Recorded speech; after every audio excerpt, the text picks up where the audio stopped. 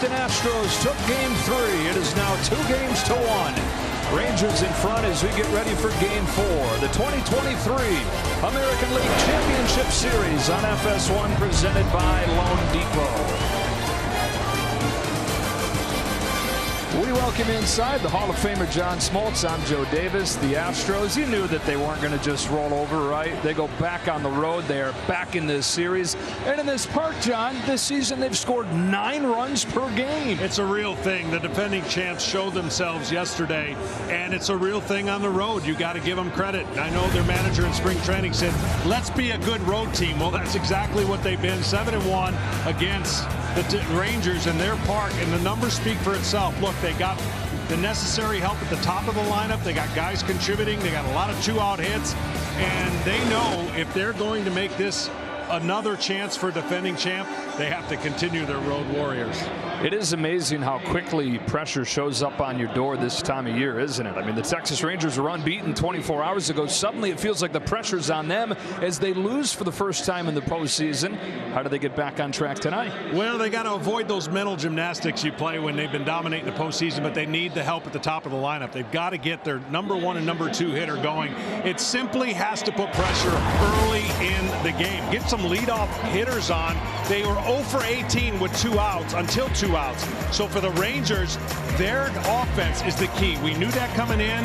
They're going to have to get better offense, especially here, and reverse the narrative. Right, and with those narratives shifting as fast as they do, they win tonight. They're 1 win from the World Series with their 2 big dogs coming up in Montgomery and Evaldi over the next 2 games.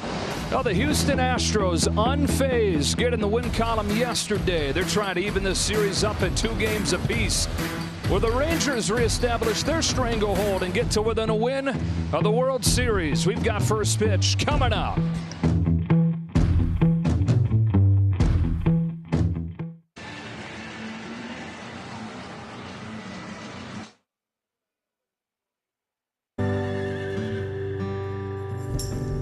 Gather around this table, boys. Bring your shame, I'll lose my voice. Grit. Your transgressions are resiliency. Tradition. I'll find comfort in company. Who we are. That time of year where names are made. What a swing! There's that power you're talking about. His second of the game. We have a liftoff. There it goes. Plenty of sock in that bat. Leads the yard. People are amazed at what he can do. On our heads. And in our hearts. Texas. Through and through.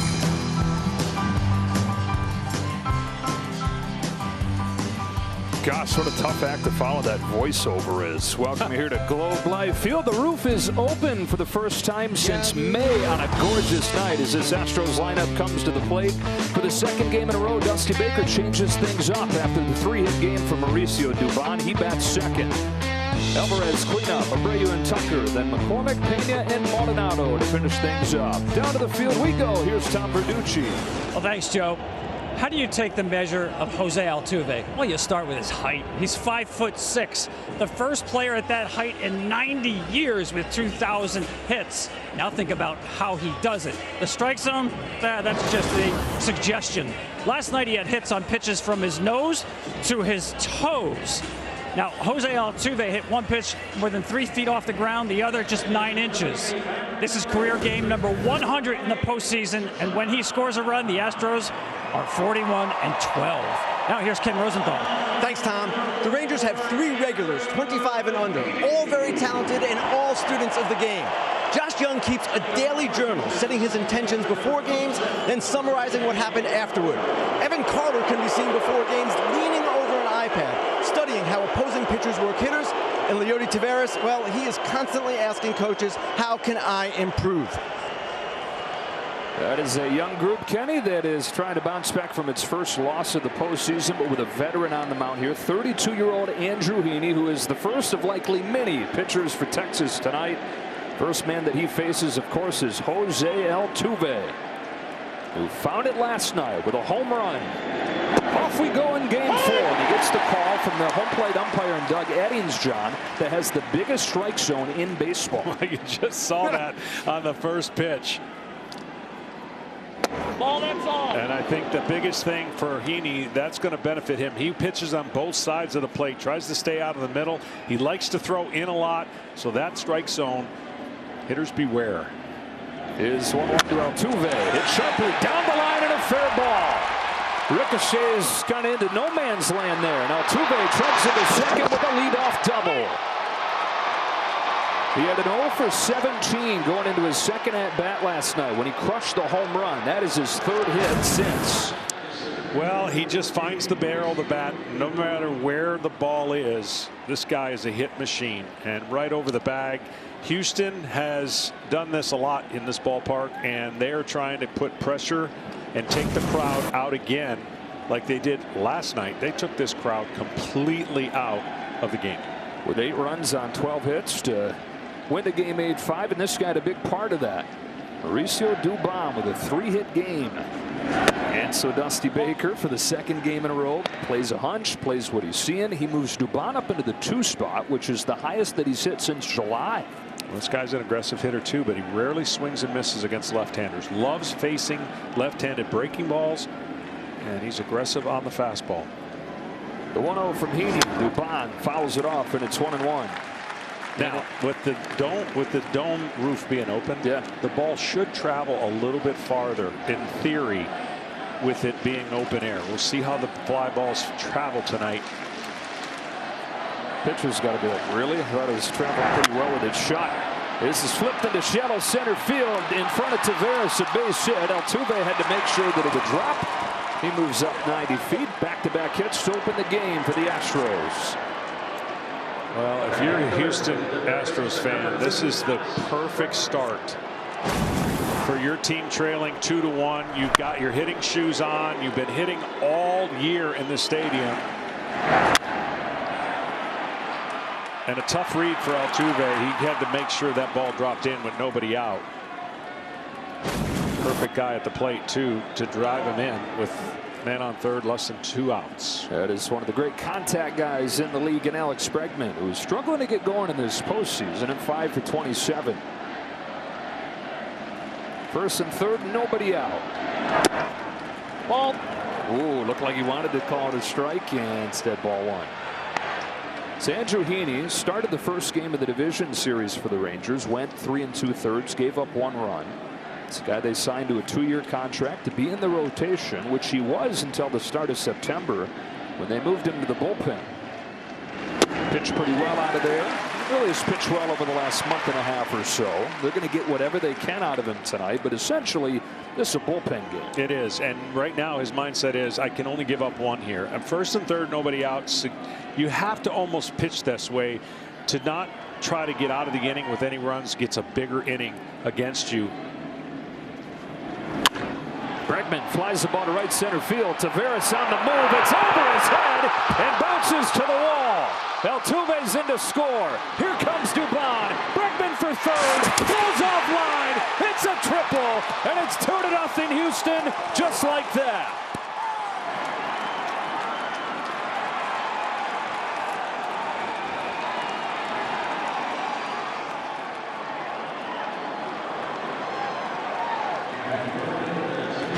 This guy is so short and compact to the ball, and he goes and drives the ball. He knew he was going to drive it in the air to get at least the runner in. Chokes up on the bat a little bit, and he got rewarded to split the gap. Very aggressive going to third here with nobody out, but he did it. And the Astros, for the second game in a row, have hushed this crowd immediately. Infield's pulled in, playing with on Alvarez to pull. He spanks one into center field and continues his incredible postseason, scoring Alex Bregman from third, and it's 3-0, 10 pitches into the game. What a blitz. Well, we've seen the Rangers do this to a lot of people, and they're getting a taste of their own medicine right here in their home ballpark. Fastball right over the middle of the plate, and not enough time to talk about how good this guy is in the postseason.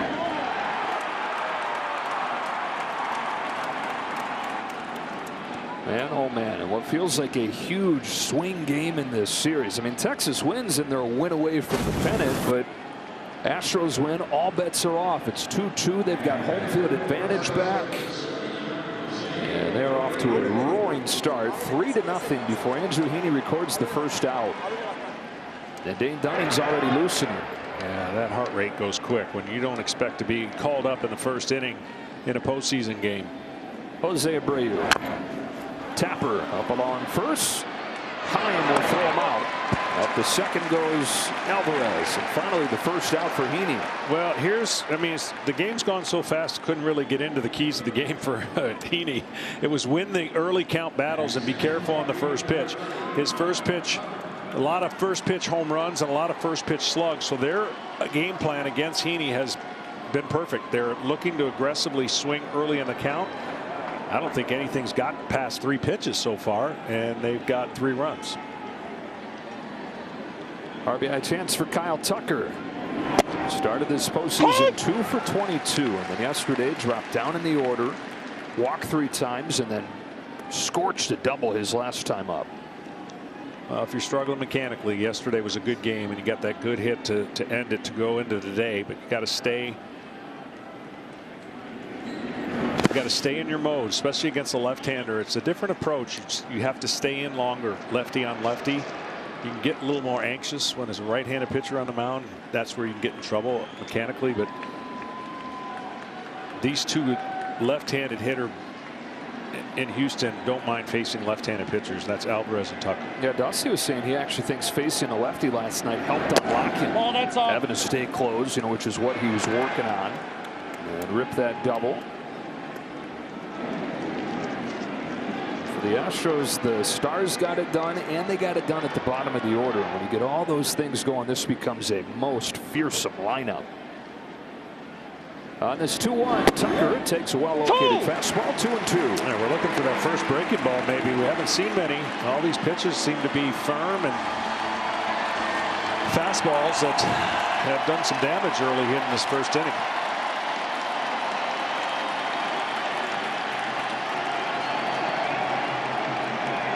Two comes home. That is down and away. And Tucker doing what he did last night. He saw 10 pitches out of the strike zone, didn't chase a single one of them.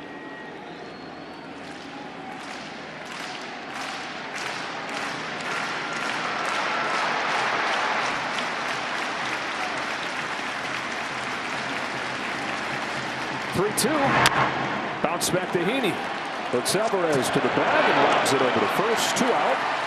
Well, John, you were saying before the game that this Astros lineup right now feels extra scary if you're pitcher trying to navigate it. When they're hitting at the bottom like they did last night, there are no breaks in this. No, there's no breaks. And the bottom of their lineup was not typically the strength per se. You talk about the Rangers and what their bottom of the lineup does compared to Houston's, but boy, they have showed up in the postseason at the right time.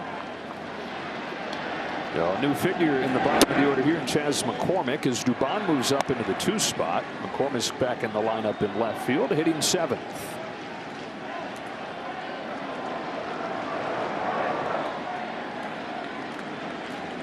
Start of the first 2 games of this series, a hit in both of those, and ahead 2-0. Well, the way this game started, you were thinking the Astros were going to hit for the cycle. The first 4 hitters, he had a double, a single, a triple, and then the guy who's hit the most home runs got a single. And this is what happens when you get traffic on the bases early and create pressure on the other team. Yeah, that's the thing, right? I mean, they were very home run reliant in the division series, but last couple of days it has been all about those productive at bats with runners in scoring position, clutch hits. In fact, more hits with runners in scoring position these last 2 games, last game and an inning, than they had the entire postseason before yesterday. On a 2-1, McCormick leaves it up there. Ball 3.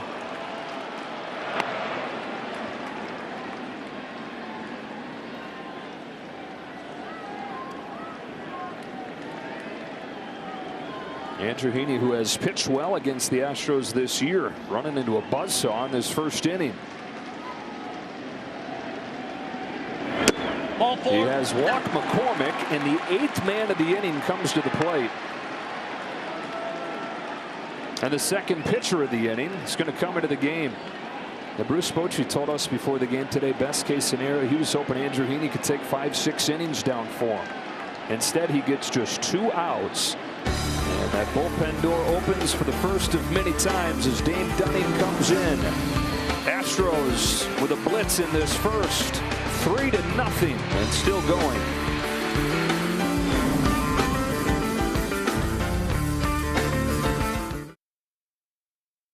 He's going to throw the kitchen sink at you, and he's going to try to nibble on both sides, change speeds. He's got quality breaking balls, good changeup, and a fastball that won't light up the radar gun, but he can throw it where he wants to when he's throwing good. In the dirt with the first one to Jeremy Pena. Pitched 2 innings of relief in game 1 of the division series after Andrew Heaney gave up a solo home run. It was the best year of his career, and at times he was the glue holding the pitching staff together with the injuries that they dealt with.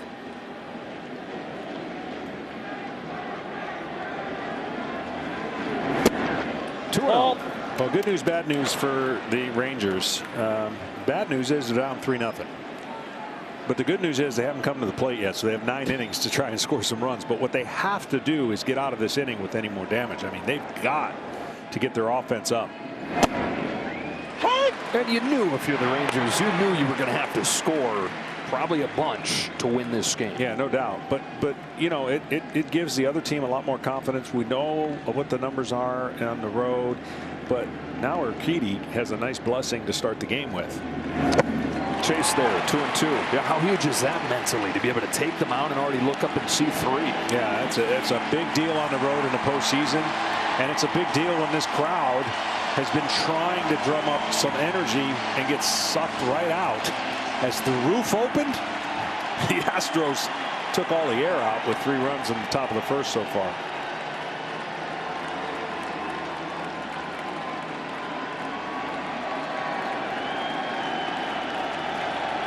Alvarez at second, McCormick at first. And a 2-2 from Dunning to Pena.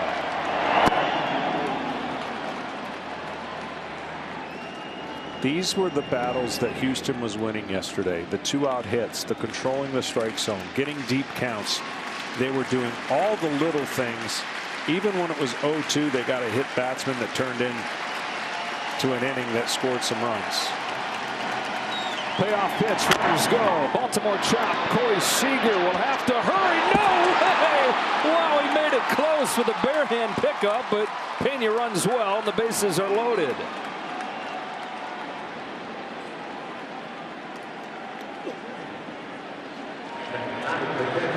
And here comes that guy. Their catcher, as we watch this thing just take a high hop. Only play was that. He had to get rid of it early.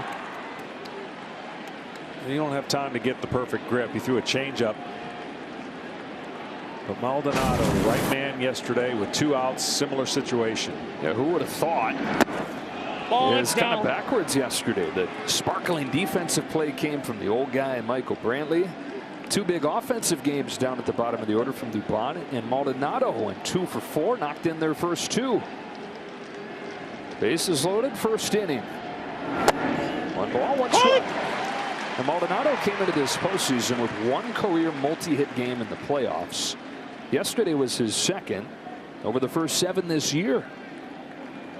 So the much maligned offensive catcher contributing in that way this October. Behind 1-2. That's the pitch I thought they were going to go to yesterday, and they didn't. They went with a fastball, and he got that big hit. Anything away to Maldonado. He's got that big swing.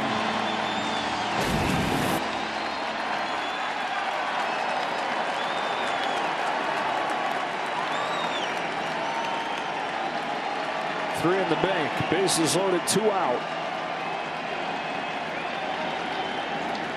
Dunning's 1-2 pitch. Oh, that's it.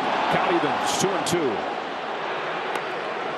Dane Dunning against the Astros in early September gave up 9 runs, and that included 2 home runs from this guy.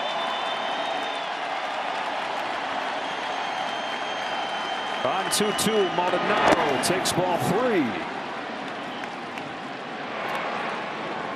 And again, I hate to harp on this, but after seeing a swing and miss on the breaking ball, they've now thrown 2 pitches away from that pitch that he swung at. They've tried to throw him in, lock him up, and now the 3-2 pitch.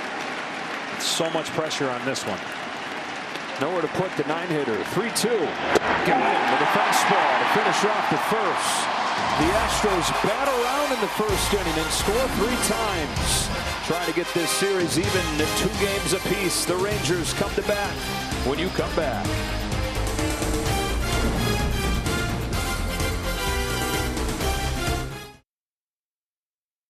3-0 before they come to the plate for the first time with the top run-scoring group in the American League this season. Simeon, Seager, Carter at the top, and it's Garcia, Garver, and Heim. Lowe had a couple of hits yesterday. Young had a couple home runs, and then Leody Taveras bats 9th in center field. On the mound for the Astros, 28-year-old from Mexico, Jose Urquidy. Urquidy most of the year struggled. Timing has been great of late. He may have found his command and fastball, but he's going to try to mix it up. He's got good breaking balls and an exceptional changeup. His fastball may not have a lot of swing and miss, but he will attack you with it up in the zone.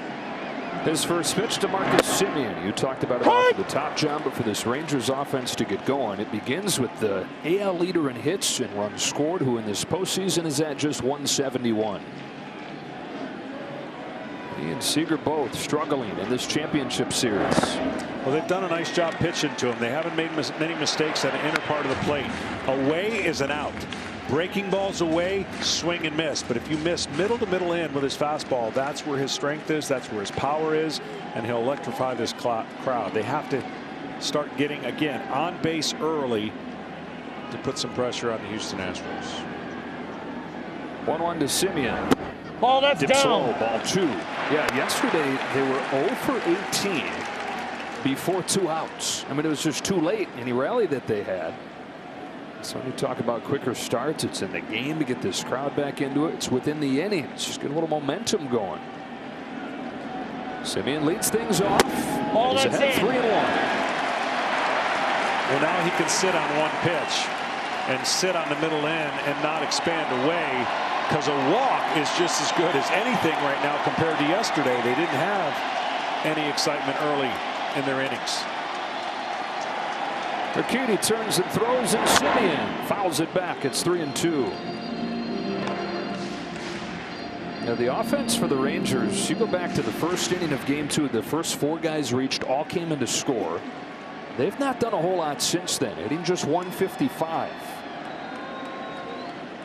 Very streaky team during the regular season. That's a long shot to center field, but it's right at Dubon for the first out. Time for today's FanDuel Live same game parlay. Jose Urquidy, not a high strikeout guy, but that feels like a bar you can climb over. And Josh Young hit 2 home runs yesterday. You make it 3 in 2 days. Here's Seager. Well, Seager's been underneath the fastball. Urquidy throws him a lot of off-speed pitches. I would imagine he's going to pitch him the same, even after yesterday. A lot of flyouts on the fastball. Ball that's in. Inside with a fastball. The Seager hit 500 over the first 2 rounds and was looking like the guy that won the MVP in the World Series in 2020 with the Dodgers, but 2 for 13 in this championship series.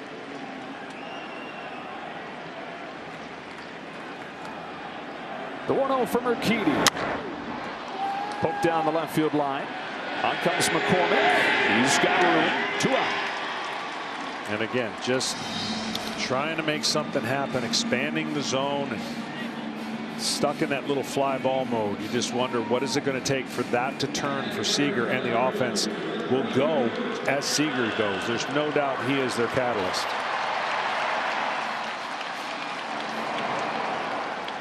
Urquidy's retired the first 2, and here's Evan Carter, who has started his first postseason on an 8-game on-base streak.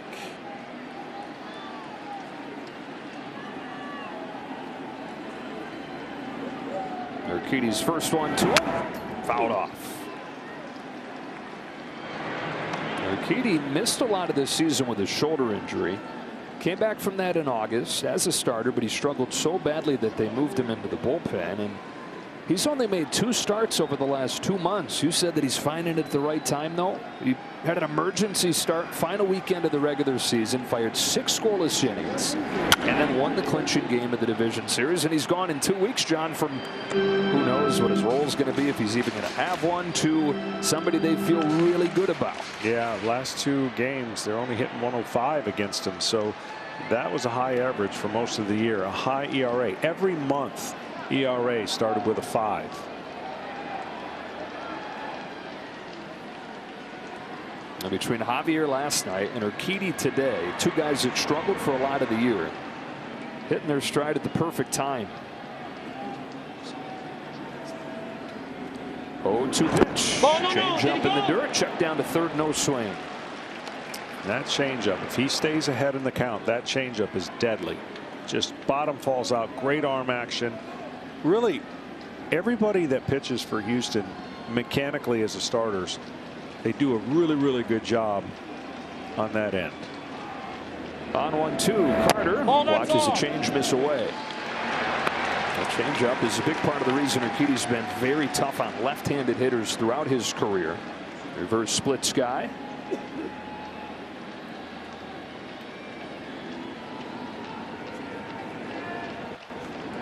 Home of the 2-2. I'll tell you the other thing he does. He milks that pitch clock. I want you to watch him when he gets the sign and knows what he's going to get, right? But then he doesn't really get much going until about the 5-second mark, and then he's going to deliver the pitch right about the 1-second mark, which he's coming close every time. Pop fly, shallow center field. Jeremy Pena camps under it. Jose Urquidy follows the 3-run top of the first with a 1-2-3 bottom half.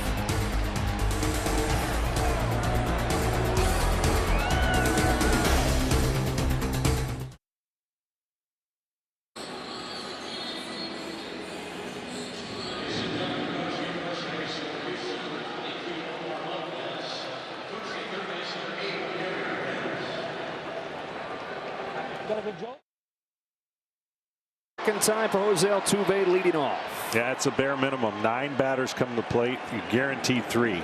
They're lucky it was only 3. Rounds the first pitch foul. This is an amazing situation when you look at where he gets his hits. Now that one's down the middle, but look at the way he swings at the bat. The power is up. He can golf one. He can reach. I know they tried different ways to get him out, but when he's going good, he is as frustrating against a pitcher as you can imagine. Oh, left one over the plate there, hooked down the line. Foul. That was StatCast 3D powered by Google Cloud. You saw that both his home runs have come on elevated fastballs. When you got a guy that no matter whether you're in the zone or out, no matter what pitch type you throw, you can't seem to figure him out. I mean, what in the world do you do? Well, the biggest thing for me, he owns right-handers in the strike zone. You've got to get it to the left-handed batter's box. You've got to get him to get on his front foot and swing outside the zone. See, that one was over the plate. You get it towards the line of the left-handed batter's box. There are times he will swing at that. And you've got to expose, you've got to get him reaching and thinking way out, and even expand that breaking ball outside the plate. Another 0-2. It's a fastball that's punched through the right side and a base hit on an 0-2 pitch. I just don't understand that. I'm trying to throw the ball in, and they throw it right down the middle on 2 strikes. You have 2 pitches to get a free swinging hitter out, and you try to go in, and look what he does. And so he heads down, he goes the other way. He's in a nice place right now offensively, and Houston is super glad they found their leadoff magic. 0 for 8 in the 2 games in Houston. He's come here and he's 4 for 7 in a ballpark that he has loved hitting in. Mauricio Dubon to the plate. There's ball 1. Altuve's home run yesterday was his 6th in his last 4 games here. Yeah. Again, I don't understand that pitch in that order after he swung at a pitch almost bouncing on the ground the pitch before. 2-0 on Dubon.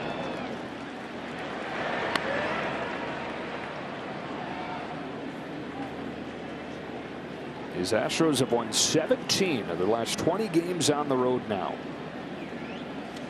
Chance to even this series up at 2 games apiece. 1 more in Texas. in Arlington. At least they're all going to be in Texas. 2-1 on Dubon. You all right? We'll get it together. And man, last 20 road games, so they've won 17 of them. They're scoring almost 8 runs a game. 45 homers. I mean, are you kidding me? Dusty Baker said, I got no idea. He said, I told him during spring training, as I do every year, that should be the best road team in baseball. But I say that every year, and you kind of assume they're going to take care of business at home, which they have not. They've been a monster away from Houston, though.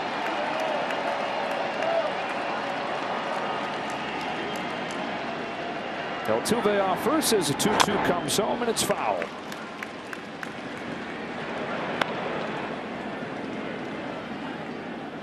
Baseball is very hard to figure out, but the one thing that has definitely been evident is the more runners on base, the harder it is to beat that team. Right here. And that team is the defending champ that does not strike out a ton.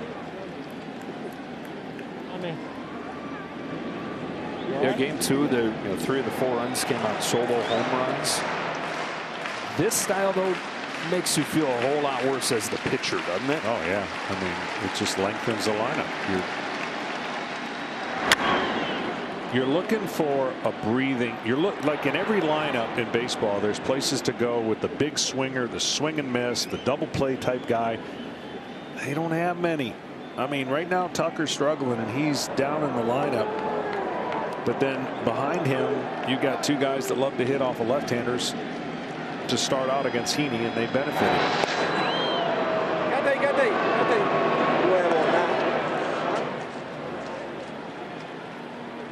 The Astros, when they were fully healthy, which was for the last few months of the season, actually even more productive than the Rangers were in terms of scoring.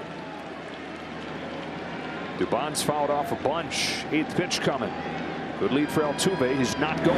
Oh, no, no, no. He went around. Strike 3. But every hit in the first inning was it seemed like was in the strike zone. Bad pitches. This is what I claim you could have got out of Altuve.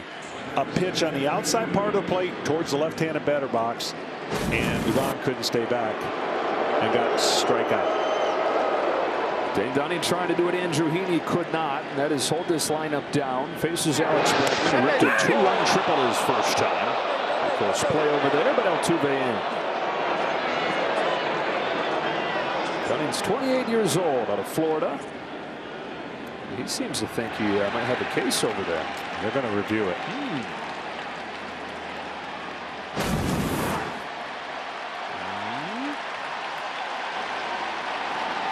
I don't know.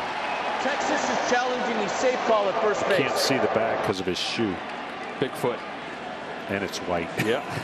Blends right in. Camouflage against that base. No. Saw the bag move, didn't you? Yeah.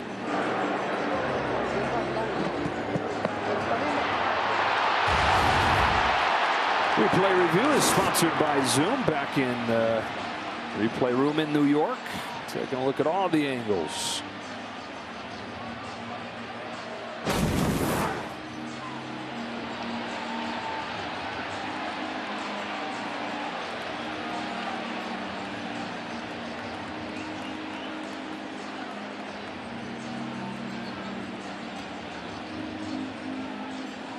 I think at the very least, probably going to stand here. Overturned, stands, or confirmed. Stands means there's just not enough there to go either way. Confirms means what it sounds like.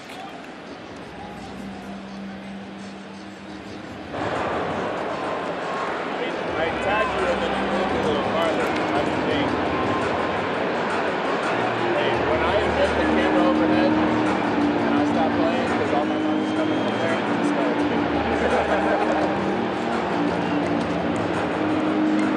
Two teams that finish off the regular season both 90 and 72 facing off here in the championship series. Division foes for a decade since the Astros moved to the American League, lined up in a postseason series for the first time. After review, the call on the field stands. The runner is safe. Texas will have one challenge left. So there's not enough there. Hey, postseason games, you get 2 challenges, so still one of them left.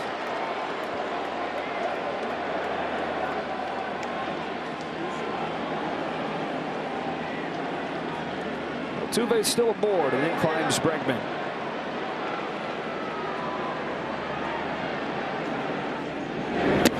Coming into the game, you could say this was the one guy that really hasn't taken off yet, but then he crushes a 2-run triple the other way. Yeah, perfect guy for the situation, though. And just whenever you've got, sometimes you can get the wrong guy up with runner on third and less than 2 outs. Not with Houston.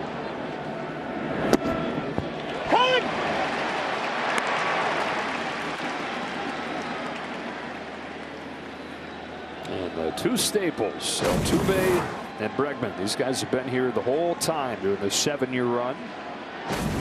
Alex came up the year before they started this run, July of 2016. The dirt ball 2. See, now the difference between Bregman and the guys we were talking about on chasing, rarely will he chase away. When he's struggling, he may get out of his game plan and swing early, but he is trying to get you in the strike zone. And when he does, he knows he's better than you in the inner third part of the strike zone than any pitch. He's going to wait. He's going to wait. That pitch he doesn't like. It doesn't fit the way that style that he hits. He's short and quick to the ball inside. Now he'll defend away with 2 strikes, but he's still looking for that mistake you're going to make inside. Dunning deals 2-2. Comes inside and it's fouled back. And so teams have tried this. They've tried to go inside where his strength is, off the plate. And there's 2 things that can happen there. You get a swing and a miss or a pulled foul ball. But the margin of error inside that plate of mistake turns into his favor. Another 2-2. Timeout. Outside, and the count is full. Nobody in the majors swings less often than Alex Bregman while he sits there and waits for you to throw a pitch into his wheelhouse. The pitch that actually would give him fits, and I haven't seen anybody do it in this series, is the front door breaking ball. Throw it at his hip and call for a strike on the inside part of the plate. Ball 4. Altuve was running, but he can coast into second. And Bregman's been on both times. Well, this is a rare thing right here. Yordan Alvarez, for the 2nd time in as many innings, is coming up with a runner aboard, because first couple games that wasn't happening at all, and he was doing damage, but it was all with the bases empty. Singled on the first pitch that he saw from Andrew Heaney. 3 for 9 off of Dunning with a home run.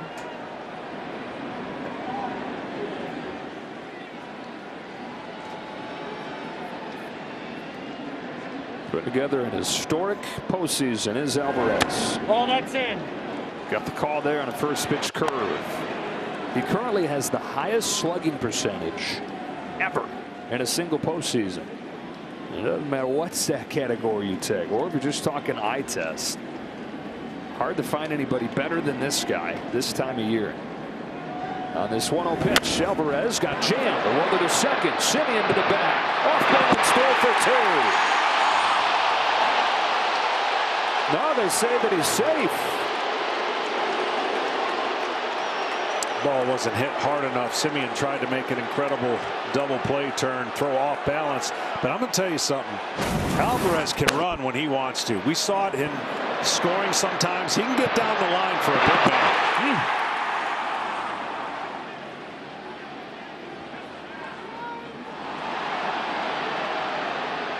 Yeah, it looks like that was the right call. Bang, bang over there at first by Jordan Baker. Yep.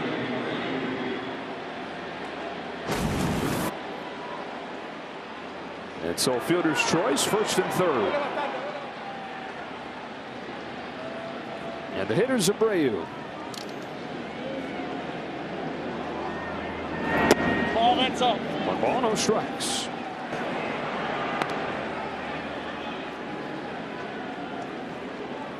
Abreu had the big division series, hit 3 home runs over the last 2 games against Minnesota. 2 out of 13 in this championship series. 2 on, 2 out. Strike one. And this is a guy here. If you can get to 2 strikes, he gets ultra aggressive, and your pitch mix opens up. He'll expand the zone a lot more when he gets to 2 strikes. But you got to get there. Ball out of hand.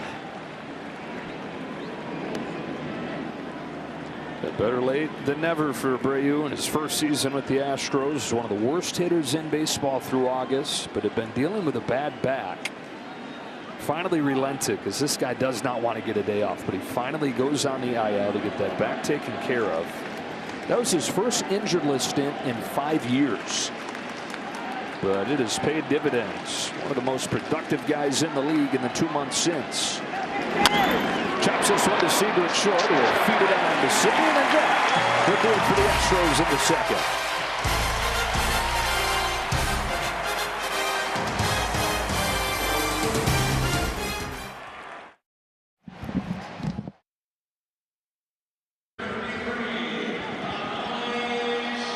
Pitch, hit, and run is the free official MLB skills competition for baseball and softball players ages 7 to 14. You can host a local competition next year. Give the kids a chance to make it to the national finals at the World Series in 24. Go to pitchhitrun.com. 3 runs in the first inning for the Astros. 3-0. Heart of the order coming up for the Rangers as Adolis Garcia leads off. Yeah, gets a first pitch fastball that he hacks foul. A lot of the swings for the Rangers lately have been really big, and those big swings have not produced nothing but fly balls, just missing. At some point, they got to get short, compact to the ball and create some line drives. Boy, they're just not touching fastballs in this series. And it's been a good game plan that has been executed by a really good pitching staff that Houston has. And right now, it's showing up in the lineup for the Rangers. You could go up and in right here if you wanted to. And they tried it. I mean, that big swing again. Game plans are great, but watch what's going on. And if a swing is ultra different than what you've seen on video, take for what that guy has that day. It may not have it. He may not be clicking mechanically. Urquidy downhill with a 1-2 pitch. Garcia fouls off another high fastball. That's the balance, right? You can take all this information because there are stacks of it. Yeah. But then can you adjust to what you're seeing in the game? Right. I mean, they did a great job against Seager. They didn't deviate. They threw him off fastballs yesterday for the most part, and he popped them up. This would be a dangerous breaking ball hitter right now with the way he's swinging. Change up, 2-2. That would have been a better pitch than a breaking ball. And so, you know, again, you're always trying as a pitcher to mess with the timing of a hitter.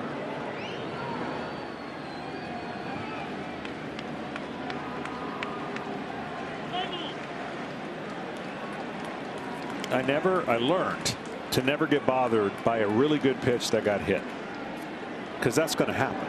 But the pitches that really get hit are the bad pitches, and those are the ones you got to be bothered by to make the adjustments. And sometimes stress and pressure and men on base cause you. That's the difference between making a really good pitch under pressure or missing location. 2-2 is drilled down the line. It's fair. It's gone. It is home run. Adolis Garcia.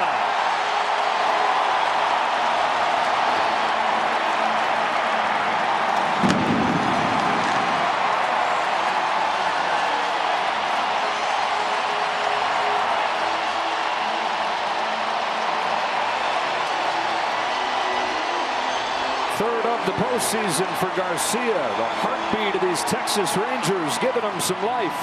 Fastballs by you. Fastballs up. The breaking ball in the zone, or in this case, the changeup in the zone, sped up his bat. What happens? You speed up the bat. You hit a missile that gets the crowd back in it.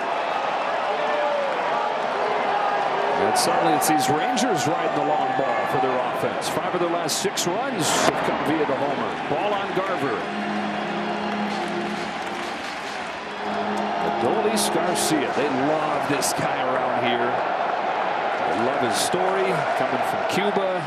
Released by a couple teams. Even the Rangers at one point pretty much said anybody can have him. We don't really need him. Nobody wanted him, so they brought him back. And within a year, he was a stud. Now his third full season in the majors, and he just keeps on getting better.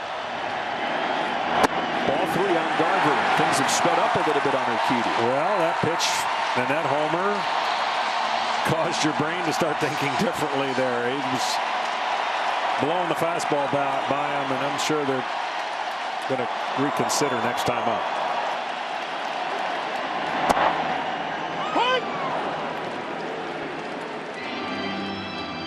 Urquidy has been in these spots many times before. Even though he's not a household name, this is the 14th postseason game that he's pitched in. His 3-1 spins away. Garver takes the walk. Another look at Garcia's home run. Well, the changeup that was down, he didn't flinch at. The changeup right there stays like it's like a BP fastball. And see how quick he was to the barrel and to the ball. The fastball, he was late. It was behind, and that, for a hitter, feels as good as it can feel. Actually, you saw Martin Maldonado, as this ball flies out, hits himself on the chest protector, as if to say bad call. Yeah.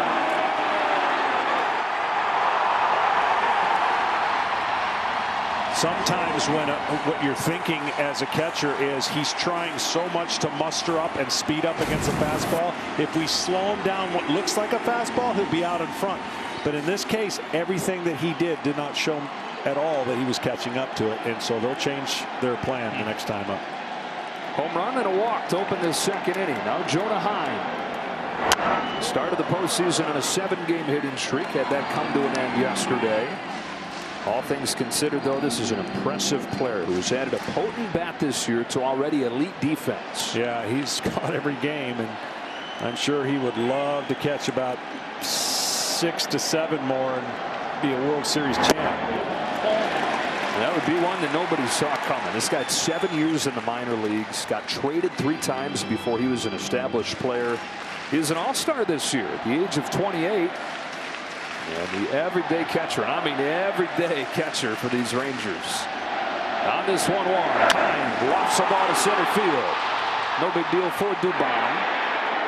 There's the first out. But at least now the Houston Astros starting pitcher has something to think about. They got a leadoff home run, then basically a walk with nobody on. So that's already 2 things that happened today that didn't happen yesterday. And you pitch differently on the road when the crowd's in it, because when the crowd's in it, that means you've got action on the bases.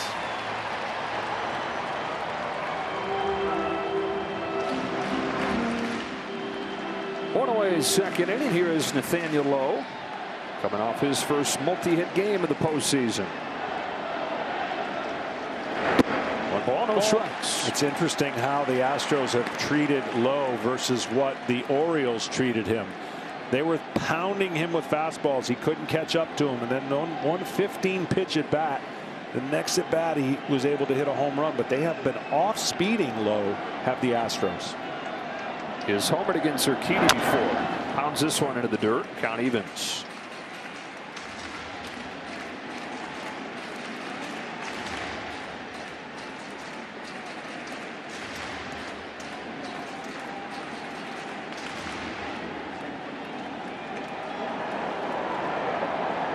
Rangers trying to respond to their first loss of the postseason, their first loss since October 1st. On this 1-1 pitch, Lowe sends one down the line. Peeling, McCormick is over. It's a fair ball, and it bounces into the corner. On his way to second with a double is Lowe. Just kind of a chip shot down there. Tying run in scoring position.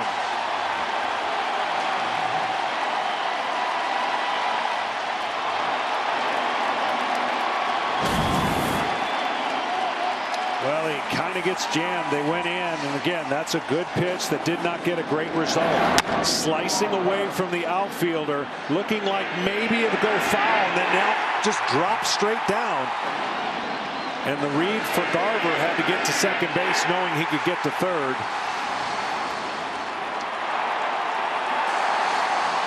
Now he's screaming, get that ball down to get the line drive double in the scorebook. And here comes that man that really was a one-man wrecking crew for the Rangers yesterday in Young. And that was after he looked lost for a couple games. Very expanding the strike zone.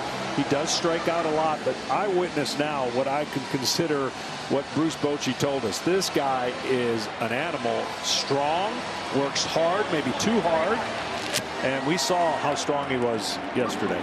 The rookie Josh Young, who was 1 for 8 with 6 strikeouts going into his at-bat in the middle innings yesterday. 2 home runs, knocked in 4. He was their offense. And he probably was going to be Rookie of the Year had he not broken his thumb in the month of August. Comes up here with a tying run in scoring position.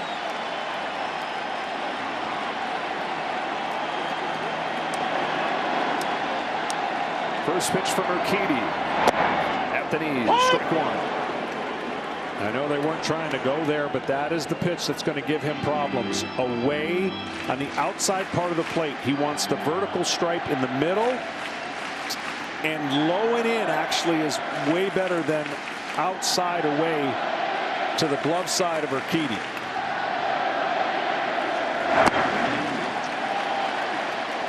It is absolutely essential, even though we're in the 2nd inning, that he hits a ground ball to short or gets a fly ball. A ground ball to short, it's 3-2. A fly ball, it's 3-2, and who knows, he could get rewarded if the fly ball goes far enough. Lately, it's been all home runs for the Rangers. What does Young do here? Takes a spinner away, moves ahead.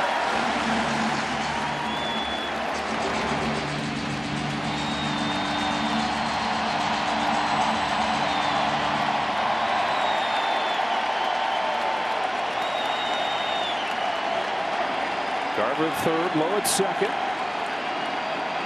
Urquidy's 2-1. Chop foul. He has not been able to make his breaking ball look like a strike on the plate and end up away. This would be the time with 2 strikes to be able to make it look like it's on the plate, on the outside part of the plate, and then breaking away and get him to swing and miss over the top. That has been the weakness for this man. Urquidy is not a high strikeout guy.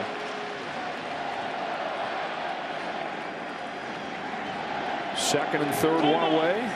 Time taken by Young. So what I'm talking about when you're thinking about this kind of pitch right here, you've got to start it right there and it'll come off the plate. If you start it right there, that's going to be looking like it's a strike, and he'd have to almost be forced to swing at it.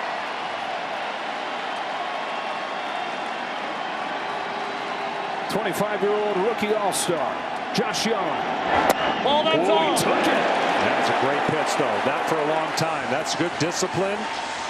He stayed off of that plate. That was good discipline. I still think you can do the same thing 3-2 if you're thinking pitching, base open, aggressive style hitter. Here it comes. Towering fly ball to left field. McCormick drifted back on it. It's going to be plenty deep enough to bring home the runner from third. 3-2 game as Young delivers with a sacrifice fly. See, that may not go down in any scorebook as a great at-bat, but that was a great at-bat. It was essential they got the run in. The Rangers have not been close enough to this team in their home ballpark. And that right there is a jolt of energy. 3-2, 2 outs, man on second. There's still a chance to take the lead and or tie.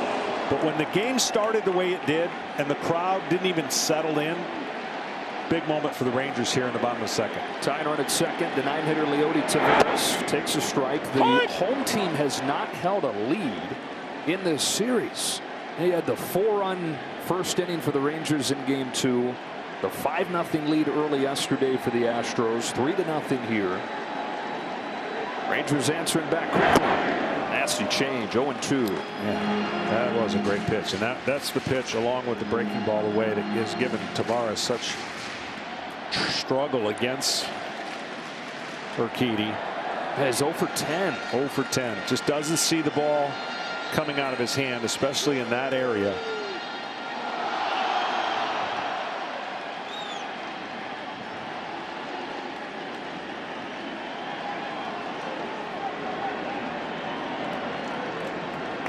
Breaker, then change, and another changeup to strike him out to finish off this inning. Rangers get off the mat, begins with a leadoff home run from Adolis Garcia.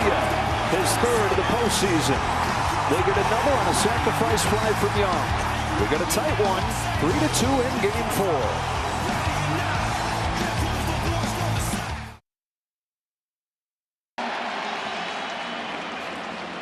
Adolis Garcia brought this crowd to life with a home run, and Josh Young, tremendous at bat, got him within one. 3-2 game. Astros coming to bat with Kyle Tucker here in the third. And a spinner that he offers at strike one from Dunning. Yeah, Dunning's going to have to do something that hasn't happened very often. He's got to get the leadoff batter out if you're thinking about the Rangers staying in this game, because Astros have been phenomenal early in the innings and putting a lot of pressure. Up the middle, Seager's named a Gold Glove finalist yesterday. Strong throw for the first out. We'll be back here in Arlington for Game 5 of this series tomorrow, with coverage beginning at 4 Eastern on FS1, and then later, Game 4 of the National League Championship Series. Phillies and Diamondbacks, they too have a series going as the D-backs get a walk-off base hit from Ketel Marte. His third hit of the day gives Arizona a 2-1 win. That was an amazing game. We got a chance to catch part of that. Here's the tapper along third. Backhand Young chucks it across in time. Wow, what a play that was. That had every bounce to not go the Rangers' way, but Young makes the adjustment with his hand near the bag. And McCormick can run. This ball's got that hop and funny spin. He makes the play, throws it right on the money. John, I mentioned that Corey Seager was a Gold Glove finalist. They have 5 Gold Glove finalists. Young's not one of them, and we've seen the importance of his defense throughout this postseason. Strike on Pena. Well, it repeats saying again, you know, for those who didn't watch the first series, Bruce Bochy talked about in spring training, you do that part, you're playing every single day. I know you can hit, but I need you to make all the regular plays, and he has done that. And man, he had some huge plays in the Baltimore series, and I'm sure more to come as long as the Rangers keep playing. Big swings as well. The 2 homers last night, sacrifice fly. And Dan Dunning's looking at a shutdown inning here. Well, you can just see the rhythm change, the body language change. The crowd feels like they're back into it. All that momentum. The starting pitcher gets the first out. Love playoff baseball. Nothing better. Dunning looking for 1, 2, 3 inning. This is just his 7th pitch. It's in the dirt to Pena. Dunning came on in that first inning. You figured you'd see Dane Dunning at some point today. I don't think anybody thought that it was going to be in the first inning, with Andrew Heaney getting blitzed out of this game. Dunning trying to steady the ship. Nothing doing so far. How about a 1, 2, 3 third on 8 pitches? Top of the order for the Rangers. Down a run. Simeon, Seager, and Carter coming up when you come back.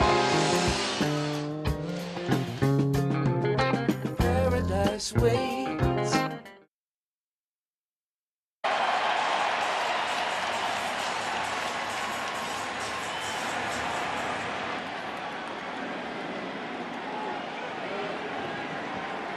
Three in the first for Houston, 2 in the second for Texas.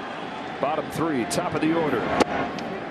Generous outside corner strike on Simeon, who had his hardest hit ball of the postseason his first time up. It was caught in center field by Mauricio Dubon, but a good sign for the Rangers to try to get this guy going.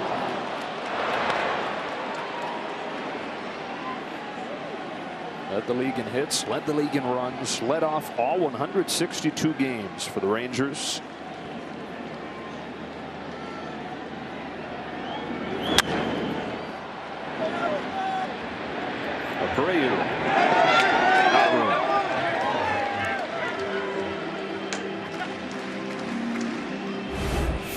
Durability and reliability. Marcus Simeon. I mean, you know you're going to have him.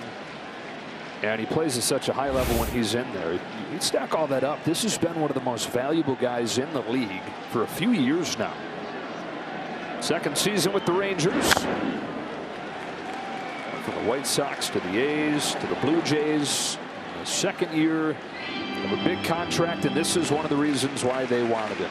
Modern day Iron Man. 1 game off the last 3 years. On this 0-2. Sends it foul.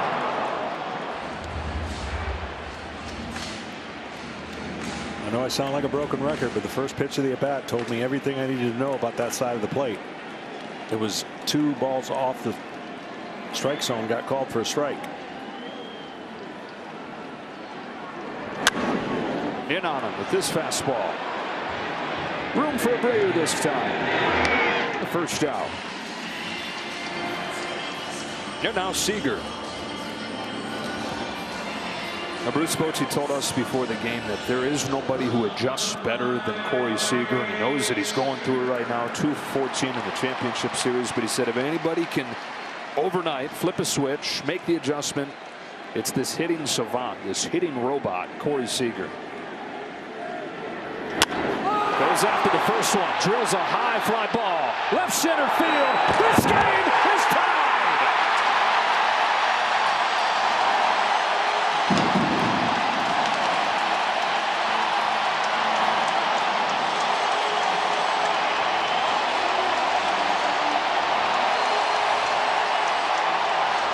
Adjustment made and game tied. 3-3 in the third.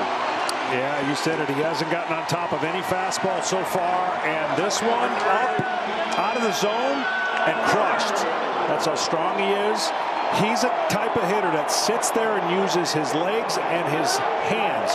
When his body starts going towards the pitcher, that's when you start getting the barrel under the ball. Got ball one on Carter. Looks like a cross-up. You're going to watch his hands right there. Very little movement with the leg, foot down, and then crushes it. Got to the barrel. See how perfectly that is when you're underneath. That's why we saw all the fly ball pop-ups for outs. Connected on that to tie this game up 3-3. He's a guy that is just obsessed with hitting. Back to when he was a kid growing up just north of Charlotte, on a farm in North Carolina. A couple older brothers, of course, Kyle, longtime big leaguer with the Mariners. Now Carter with a bloop shot into no man's land. Pena can't get there. Carter with a single.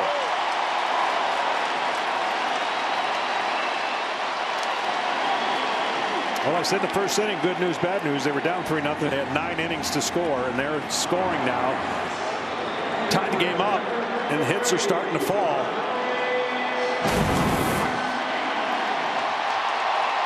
I'm sure it's not how Carter drew it up, but he'll take it with the shortstop right behind second base. He has so far to go.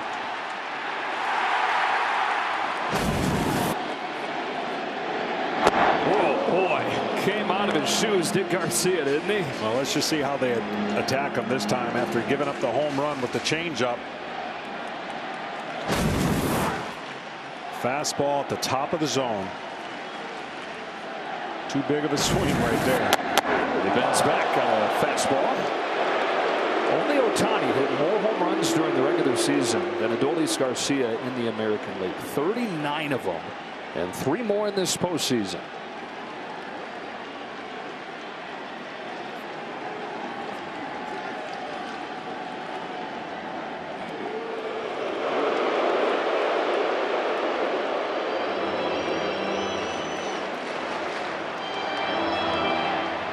Carter's got great wheels.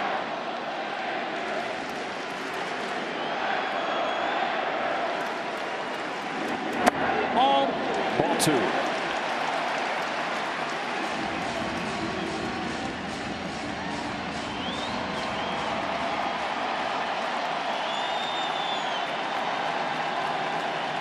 Ryan Stanek gets ready. That's through the left side. Base hit for Garcia. Adolis is 2 for 2, and the Rangers have the go-ahead run in scoring position.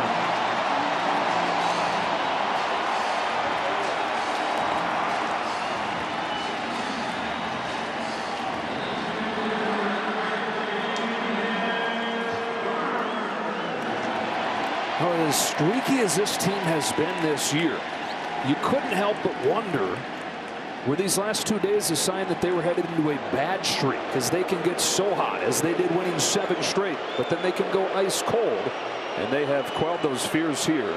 Offense coming back to life. And Jose Urquidy, with one gone in the third, getting a visit here from Dusty Baker. Yeah, it might be it, but there are not a lot of swing and misses against Urquidy. We talked about how he can effectively pitch up and down and use those breaking balls. He didn't hit enough with them, and this might be one of those pep talks, and it might be a stalling to get Stanek in the game, and that's exactly what he's going to do. Battle of the bullpens today. Heaney can't get out of the first. Urquidy can't get out of the third. It's Corey Seager with this blow to tie the game in 3. A couple more hits have followed. About to be a wild ride, folks, here in Game 4 of the American League Championship Series.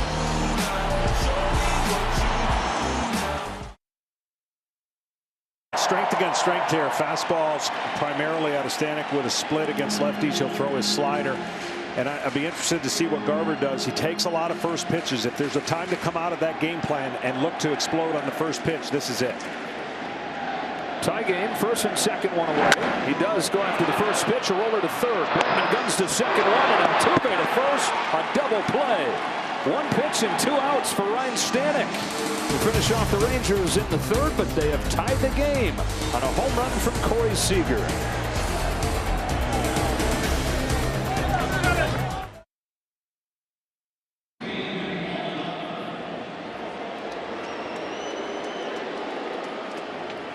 It's kind of been a bummer. This postseason has been completely devoid of comebacks.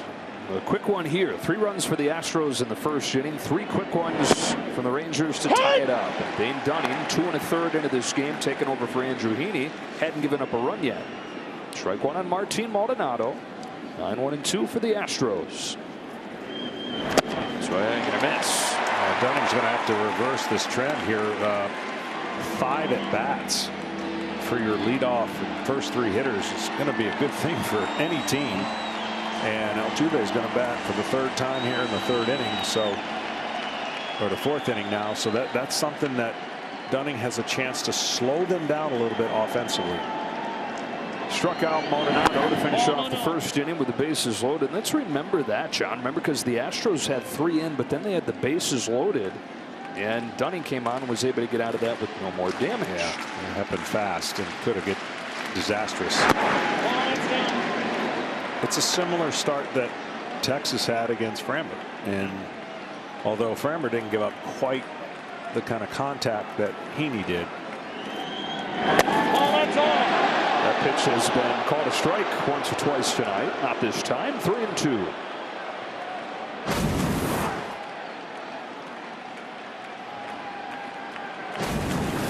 Maldonado leads up the 4th and takes ball 4.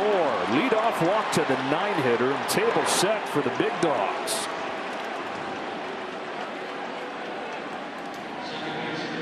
Yeah, he had him with 2 strikes and couldn't put him away and let him get on the base. The good and bad news here is you can get action first pitch and eliminate 2 with a really, really good breaking ball that Altuve sometimes pounds into the ground, but he could also split the gap for a double.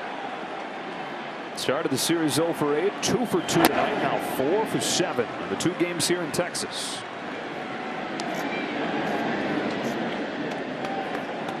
Their favorite face of the franchise.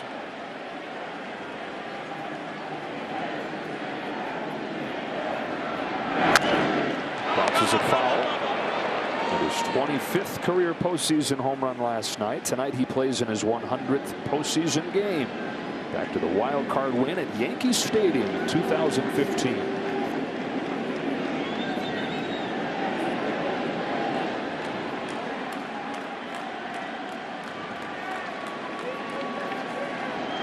Look out.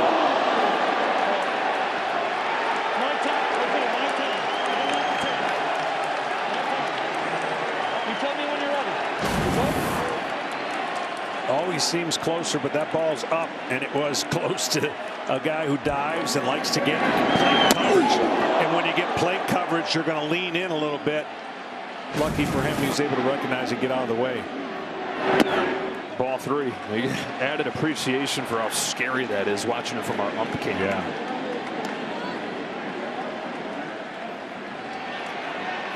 Dunning is racing a little too quickly to the plate and pulling those pitches that are supposed to be over the plate and going down. They're pulled and they're non-competitive. On 3-1, Altuve takes ball 4. That is back-to-back walks to open the inning for Houston. Altuve's been on 3 times in 4 innings. Take another look at this high and tight one. Yeah, you're thinking down, you're thinking out over the plate, and all of a sudden the ball comes up and in. Well, my time, Jose, my time. Okay. You don't have to take one. You heard the home plate umpire Doug Eddings saying, tell me when as you're long ready. as you need.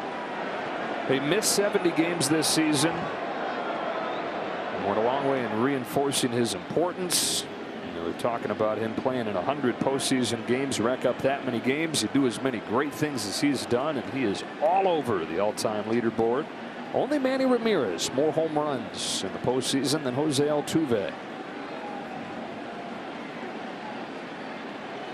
This has been, for Astros fans, great to see him doing this lately, because remember last postseason he didn't do anything. He hit 162, didn't drive in any runs last postseason, and this year the injury-riddled year, but then he made up for lost time the last couple months. He got his 2000th hit, had his first cycle, had his first regular season 3-home-run game, including part of a 4th straight AB homer route. That is a base hit to right field from Dubon, and the bases are loaded.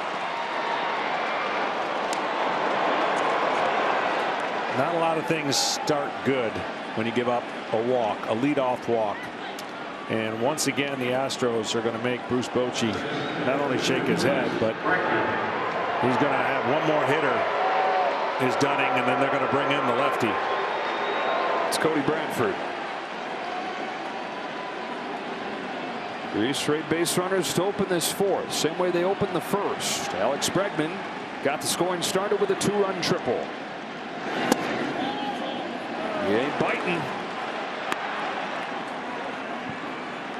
The infielders play back.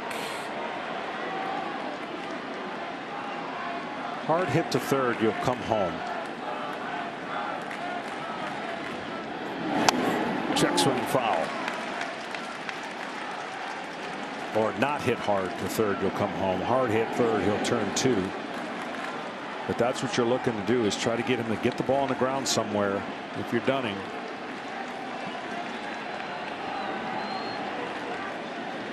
Bases loaded and a tie game in the 4th. Alex Bregman hits a high drive foul. And it's 1-2.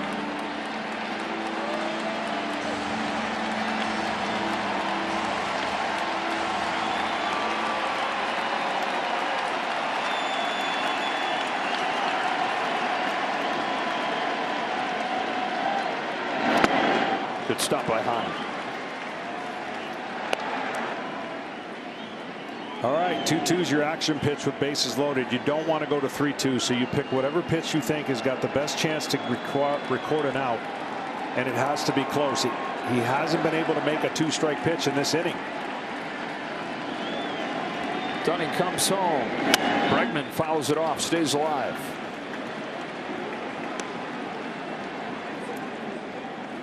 Top of the order, getting the job done for the Astros, trying to even this series at 2 games apiece.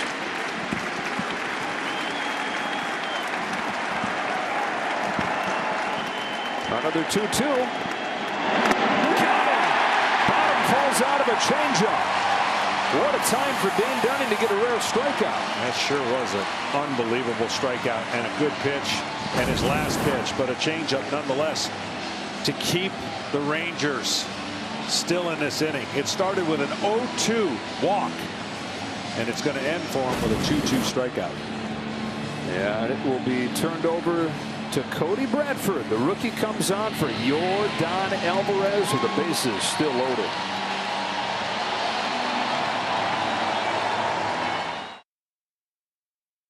Left-handed relievers have come on to face him, like Bradford's going to here. He's 5 for 7 with 2 home runs, and one of the 2 outs was the home run robbery last night. It's amazing how much plate coverage he has, how much discipline he has. Can't get him out the same way. Bases loaded, tie game in the 4th. Ball on 10. Well, you've liked that spot, I know, in attacking him. That's not necessarily where he wanted it. Right call. But you can't stay there, as proof of yesterday. They went in there one too many times, and that kind of breaking the game open single with 2 outs. Then again, he reached and hit that breaking ball for almost a home run. Went right back there, fouled back. This is against Bradford yesterday. He thought that he'd gotten his 7th home run in the postseason. What a robbery it was from Taveras. Even with that, highest slugging in postseason history. Yordan Alvarez. On the 1-1 from Bradford. Got the call there, 1-2. All right, I said it yesterday, and right there, he's telling him that pitch is a ball. He's trying to bargain for the next one up there. And I just think this might be the time to break off a breaking ball off that height on the outside part of the plate. 1-2.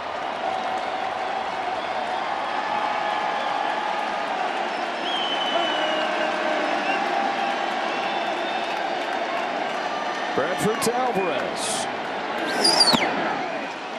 2-2. Went with the changeup and just got to feel like you want to get his eyes looking again. Fastball up, changeup down. The variance is too big to a great hitter. He's not going to swing at that pitch. A free swinger will. Fouls it off, stays alive.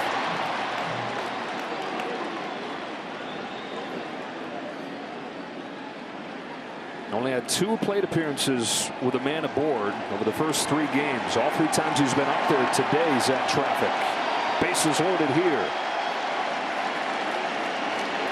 Another 2-2 pitch. Alvarez takes ball 3. Didn't budge on that high heat. Now what? He's speechless. I'm speechless because some of the selections have got me thinking differently. I still be breaking ball. Oh, over the plate with a changeup that's popped into the seats.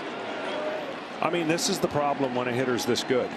You got it. Look, very few guys are doing what he's doing in the postseason. So, I mean, it's like pick your poison. What you don't want to do is give up 4. You got to give up 1. You give up 1, but you can't give up 4.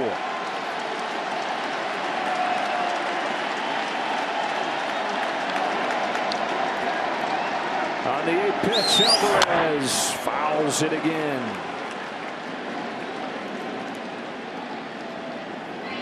Yordan Alvarez, 407 coming into this game in the postseason. He's knocked in 11.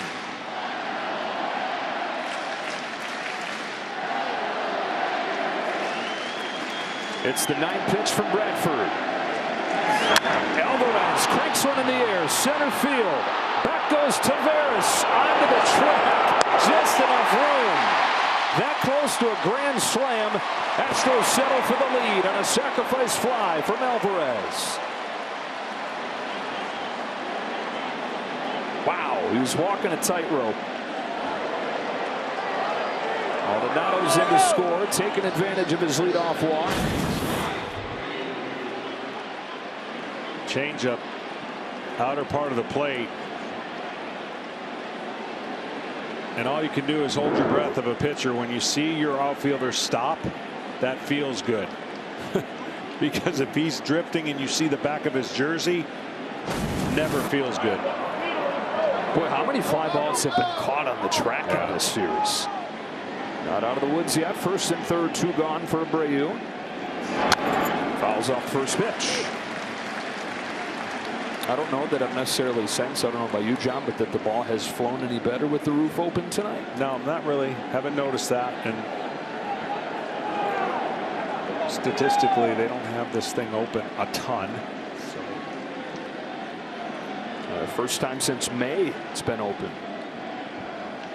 In the regular season, it's the Rangers' decision. During the postseason, it's Major League Baseball's decision ultimately, but they talk with both teams, talk with the umpiring crew. If not tonight, then win, because it is the perfect night here. A major win for the Rangers if they get out of this with 1 run. Bases loaded, nobody out. Houston has put relentless pressure on the Rangers pitchers since coming home. Altuve at third, Dubon at first. 0-2 from the rookie Bradford. Taken high.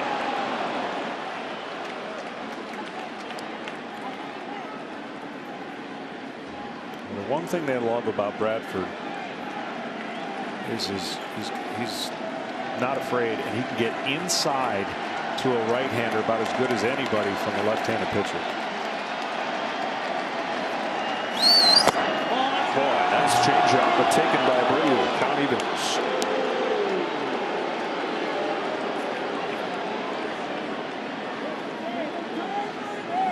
Cody Bradford was back and forth between the big club and AAA this year as a starter. One of the last spots in the postseason roster.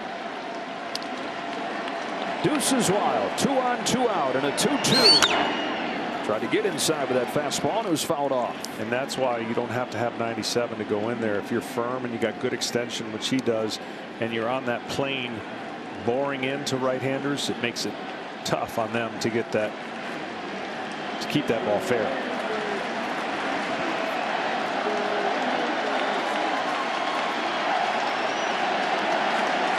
They loaded the bases, nobody out. They've gotten 1 in to take the lead. Another 2-2 pitch to Jose Abreu. Hammered the left center field. Way back there. It is gone. Second deck. Jose Abreu.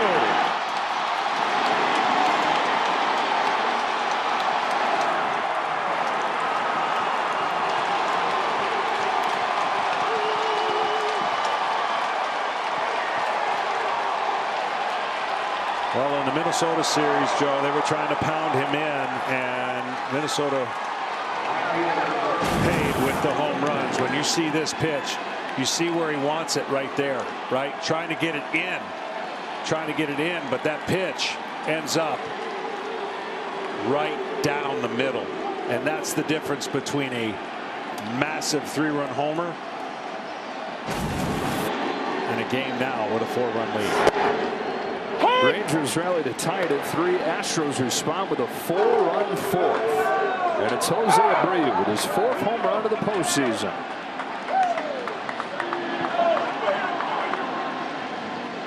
Kyle Tucker. 1 strike.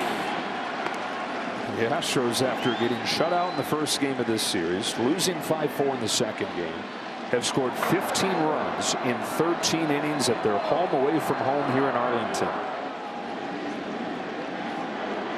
That ball's crushed. Jeez.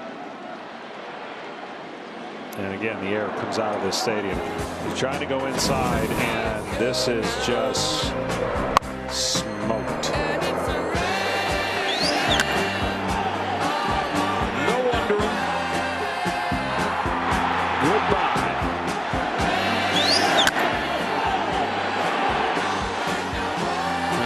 Had 2 soft bounce outs his first 2 times up.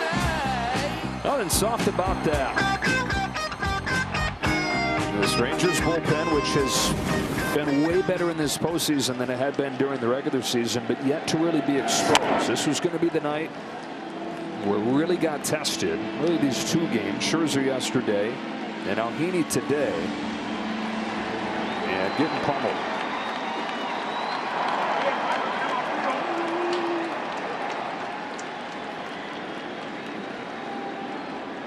The 1-2 to Tucker. Time is called.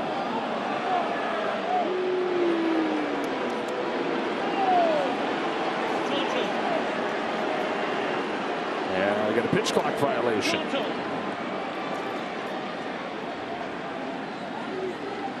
So 2-2.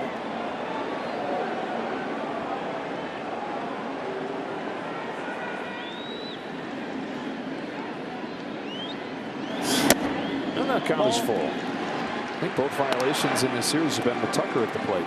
Yeah. 2-0 to 3-0 last time. And 1-2 to 2-2.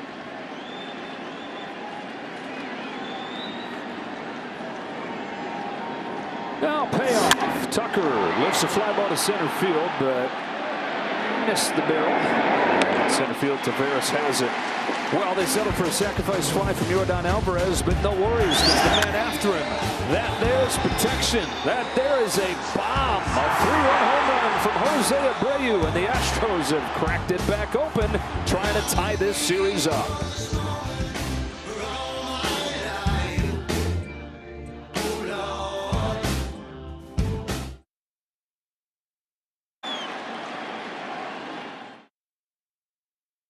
Four-run inning. Jonah Heim leads off for the Rangers. Strike one from Hunter Brown, who takes over for the Astros. His third outing of this postseason. 1 run in 2 innings in the division series. Great arm, and going to get better as time progresses for this young man. Ball 1 strike on Heim. Fly to center his first time. Rangers got 2 in the second, 1 in the third, but the Astros pulling the rug out with 4 runs in the fourth. Man, 97 with life. Yeah, he's got an extremely bright future, and certainly a starter for his career. Coming out of the pen here in the postseason. Yeah, 3-run, 2-out homer is about a punch in the gut as you can get when you've crawled back and tied it. Heim sends one the other way, hangs up for Chas McCormick. Down to Tom Verducci. Thanks, Dusty. Your team lost a 3-run lead, but put up a 4 spot. What impressed you most in building that half inning? Well, in that half an inning, it started out with Maldi 0-2, and he got a walk. And then Dubon hit that little dribbler through there, and what really was impressive was the at-bat that Yordan had. You know, fight off, and get a sacrifice fly. We thought he might have, hit it out. And then that same at-bat by, do it, Hunt. That same at-bat by Abreu. I mean, the guys come up big down the stretch here. Hunter Brown in the game now. You got 7 outs from your starting pitcher. How are you set up to cover the rest of the game? Well, we're trying to figure that out now. A lot of that depends on how far Hunter can go, because usually his first couple innings are his best. So I'm hoping that he can give us the 4th and 5th, maybe even beyond, because my bullpen's a little spent, especially the way we used Neris to try to save that game yesterday in Abreu. Thanks so much, Dusty. All right, you're welcome. Nathaniel Lowe's up there. 1 ball and 2 strikes, and Brown was a starter this year. Had a 5 ERA, though, struggled in the second half, and so working out of the bullpen in this postseason. Chance to give them some length, though, on a night where they need it. Out of the great state of Michigan. Gets a chase on a high fastball. 2 up and 2 down.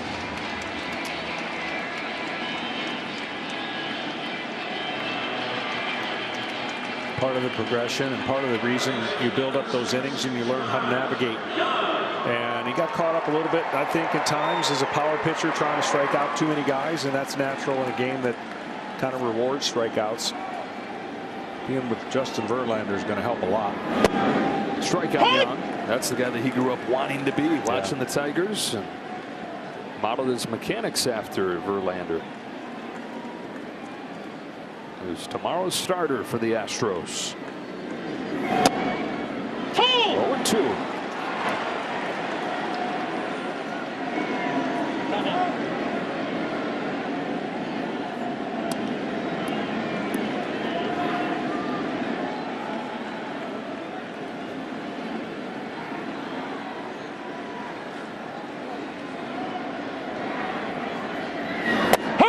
One, two, three, 4th inning for Hunter Brown. Back-to-back Ks to finish it off.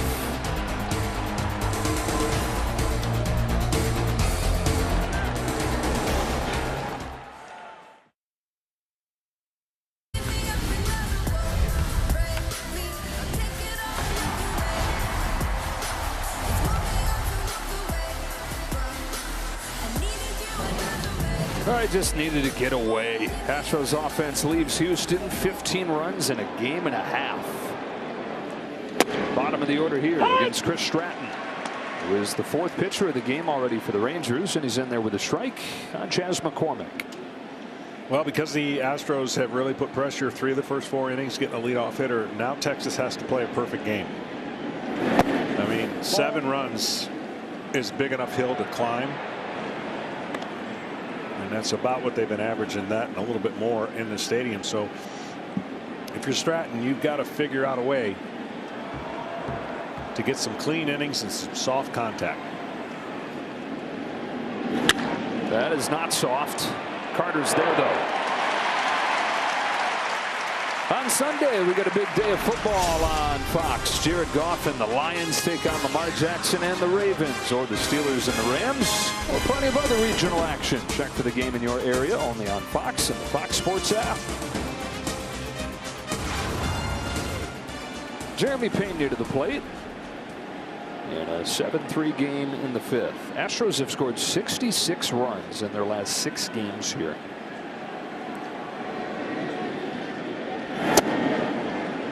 Called it.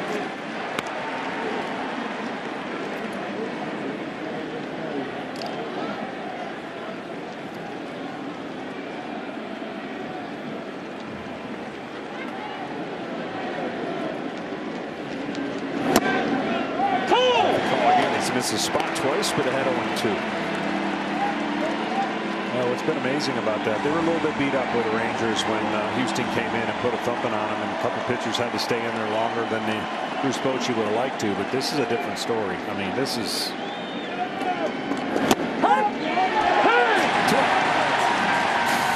This is happening when your team is rode into a 6-in-a-row stretch, and it looks like a totally different series now, and the narratives are going to change, the momentum, the confidence, everything about. I call postseason baseball series teeter-totters, because you go from Texas has got this wrapped up to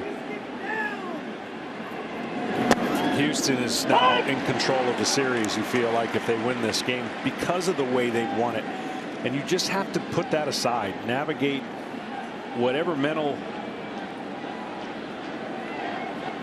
hurdle that comes your way, because you could easily convince yourself, if you're Texas and this doesn't go well, you're like, well, they won their first 2 games, we won our next 2 home games. That's the way it's supposed to. Well, it didn't happen that way. You won their first 2 home games, and doesn't look good here.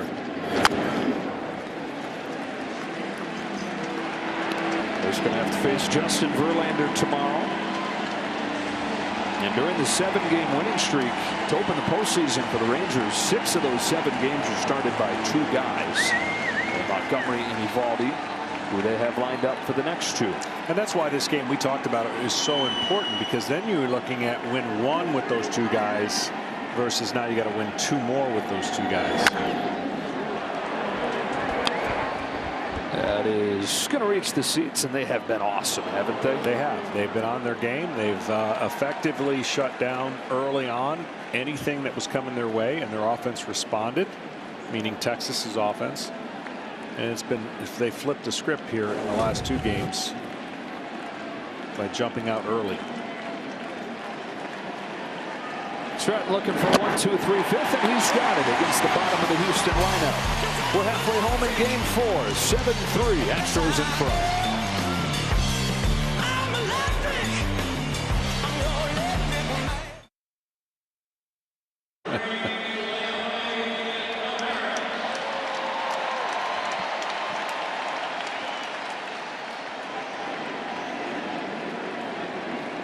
Nine, 1-2 for the Rangers in the bottom of the 5th inning. Hunter Brown, his 2nd inning of work.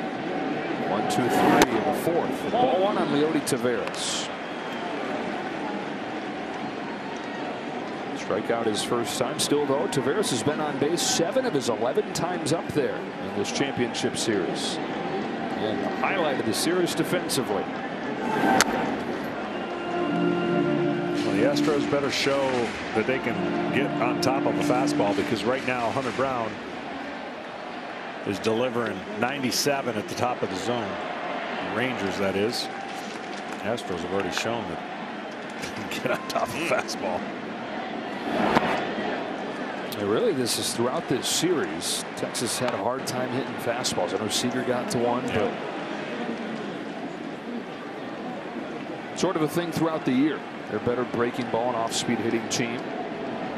2-1 to Taveras. Here's a fastball that he's able to get to and swat into center field for a leadoff base hit. Von twirling and gunning back in. Well, this has been a game of runs. Houston got 3 runs on 5 hits in the first inning. Alex Bregman had a 2-run triple, the key swing. Texas answers. 2 in the second, 1 in the third to tie it. On Corey Seager's solo shot, but then the Astros with a 4th spot in the 4th to regain command, 7-3. I mean, it really is interesting that Houston is beating Texas is the way that Texas beats everybody else. Here's Simeon off the end of the bat, sinking into right, down in front of Tucker. Back-to-back hits to open the 5th. How so? Crooked inning. The crooked inning, the numbers you can put up and how quick the team can score. That's what Houston's doing. And Texas did that better than anybody in baseball. I think second to the Atlanta Braves in putting the crooked number, meaning more than just a single run in the inning. And right now, Texas, again, trying their best to rally and keep this crowd in the game. Thinking about one of those crooked innings with Corey Seager. First shortstop with a home run in both the ALCS and the NLCS.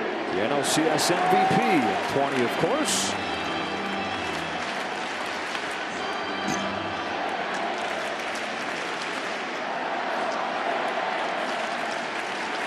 Two on, nobody out. Brown's 1-0 pitch. Inside for ball 2.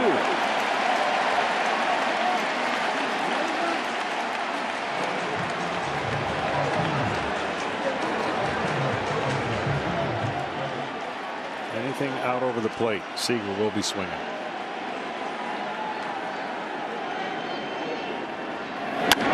Hit hard the first at Abreu, and it is safe. That close to a double play. Also that close to an extra base hit down the line. Wow, I'm just telling you right now, I have no idea how Simeon gets back here. This ball is crushed. And I mean, that could be an inning-saving play. You just missed the tag for the Rangers. Yeah, that would have been 2 outs and a rally. They are going to challenge.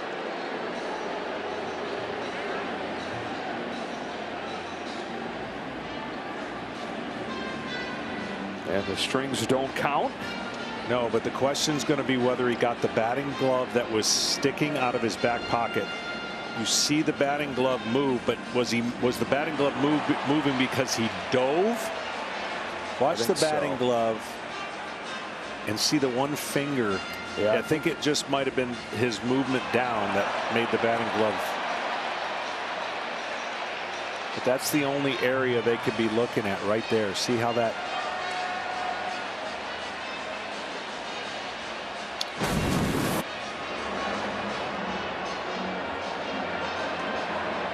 That thing was an absolute screamer. After review, the call on the field is overturned. The runner is out. What? Hit the batting glove.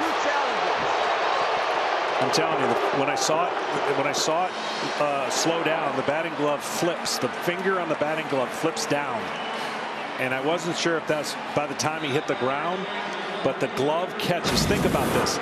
Catches the batting glove in his back pocket. And he said, you can read his lips, that he touched my batting glove. Watch the one flap of the finger. See how that moves right there? What a huge play right there. Evan Carter flies it to center field. Back goes Dubon to make a leaping running catch. And the inning ends. It was promising for the Rangers, but they come away empty-handed with a bunch of hard hits.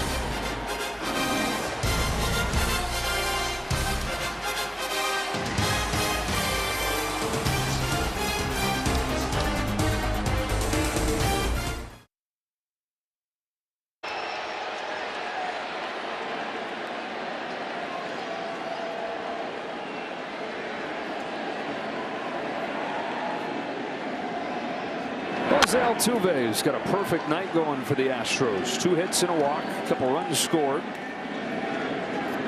And up there for the 4th time in 6 innings.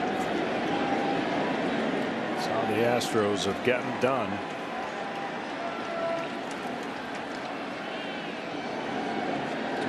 and Bregman to follow. Astros trying to tie this series 2 games apiece. One more game here in Arlington, and the series would shift back to Houston. Afternoon game tomorrow, 4 o'clock Eastern. Justin Verlander goes for the Astros. Jordan Montgomery for the Rangers. Seager at short, well positioned to get Altuve.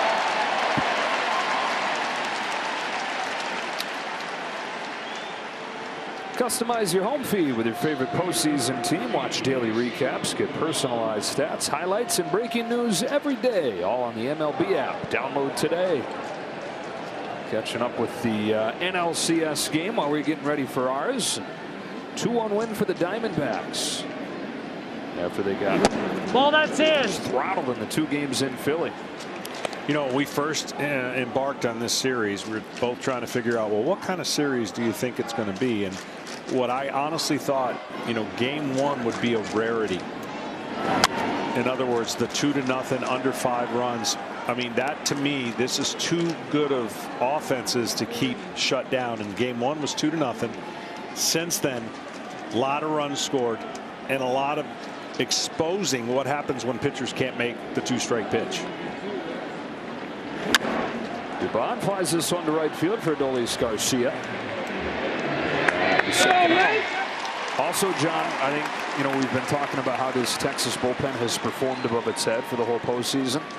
They hadn't been exposed yet. The last 2 days they're having to go to every man down there. Yeah. And yeah, I mean, the formula is real simple for Texas, and they've proven what happens when they get it. 6 innings or more out of their starters, they're undefeated in the postseason.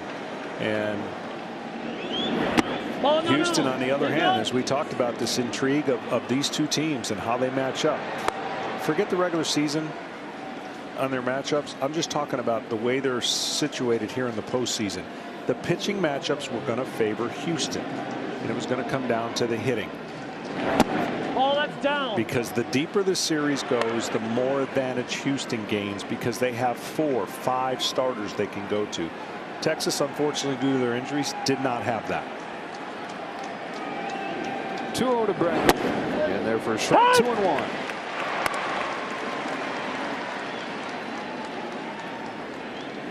Astros team that finished the regular season on a 4-game winning streak. It's still a division that Texas had led pretty much all year. Both finished 90 and 72, but the Astros won the tiebreaker. Zone is tightened up a little bit here from Doug Eddings.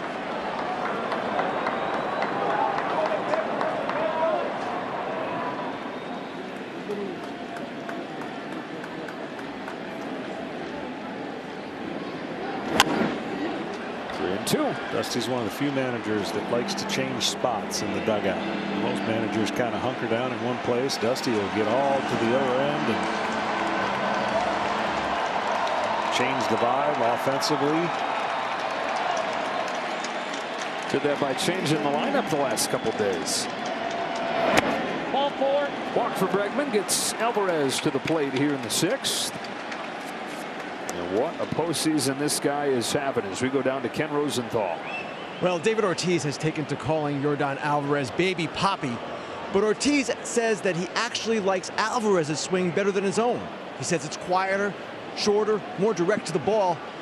The difference in Ortiz's opinion is what makes Alvarez a potential 300 hitter lifetime. He's at 295, but I don't know, Big Poppy's selling himself a little short. His career average was 286. Yeah, pretty good player himself, that Big Poppy. Yeah, you see where Alvarez current postseason stacks up some of the all-time great postseason runs. Another pitcher coming into the game. 7-3. Astros in front.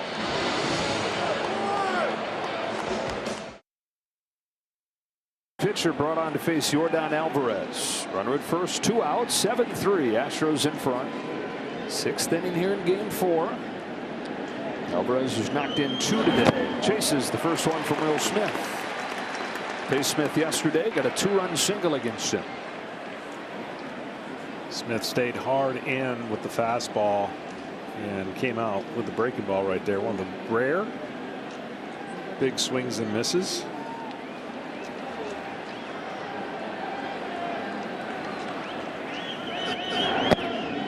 Leaves this one down there.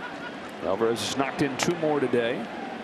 That is 4 in the 2 games here. It's 12 in the postseason.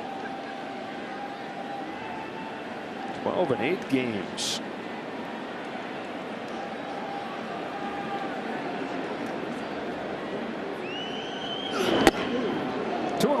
When you get to the postseason, whether it's your hitter or a pitcher, you see the separation on your team and the guys that can focus and concentrate and lock in. They go to another level. Everything seems, the tunnel vision is unbelievable. It's clearer. You're tracking the ball.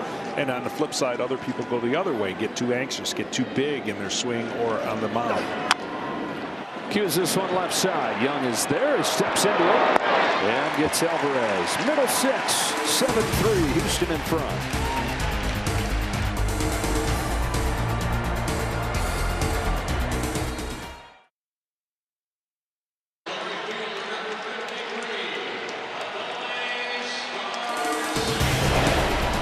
The American League Championship Series on FS1 is presented by Loan Depot.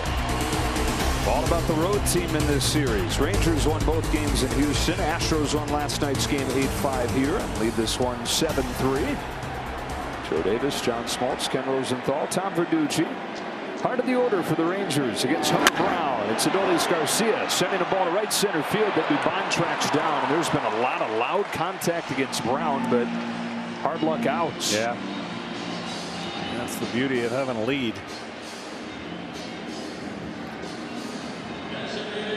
Garcia retired for the first time today, and it brings up Mitch Garver.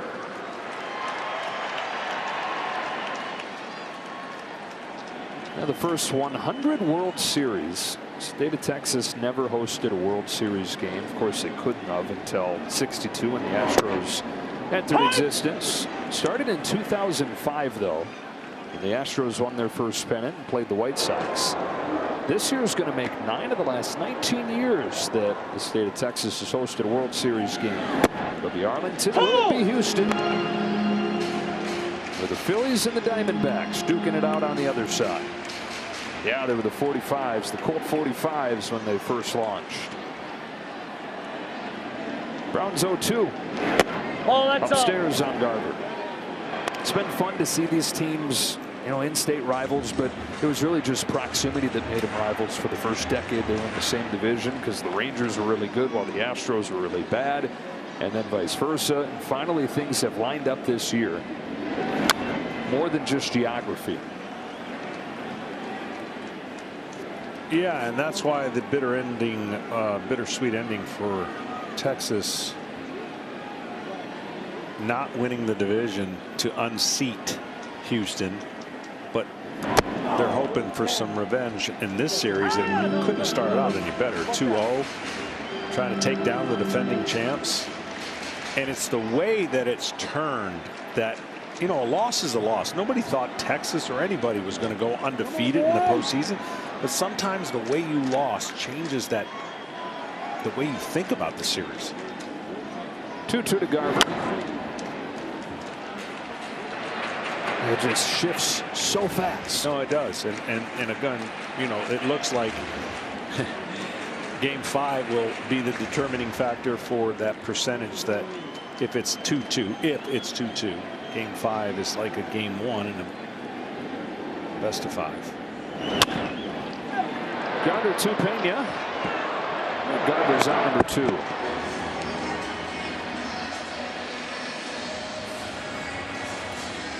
We got some other athletes, Dallas area athletes in the house. Dirk is here to the Hall of Fame. Tony Romo taking a break from his Sunday prep, coming taking the Rangers game, and Luca is here as well.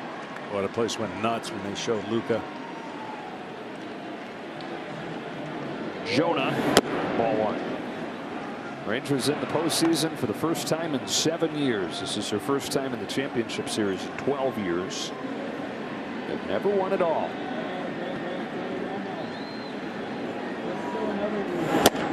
Ball and a strike on high.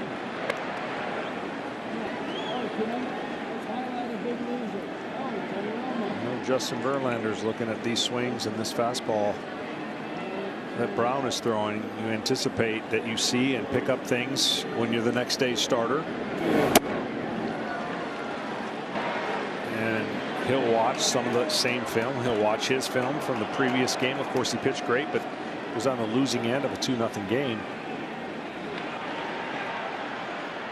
And he'll be anticipating being ideally in that 2-2 situation.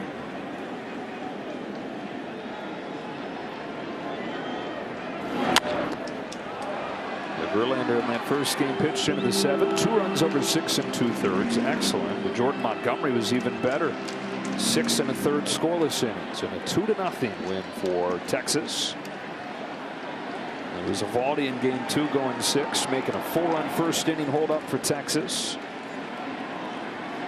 Astros have not trailed since the series has shifted up here at Arlington. Jumper to second and Altuve. That is a 1-2-3-6 for Hunter Brown, who's thrown 3 innings of relief. Jose Abreu's got the big swing in this game, and a lead off the 7th when you come back.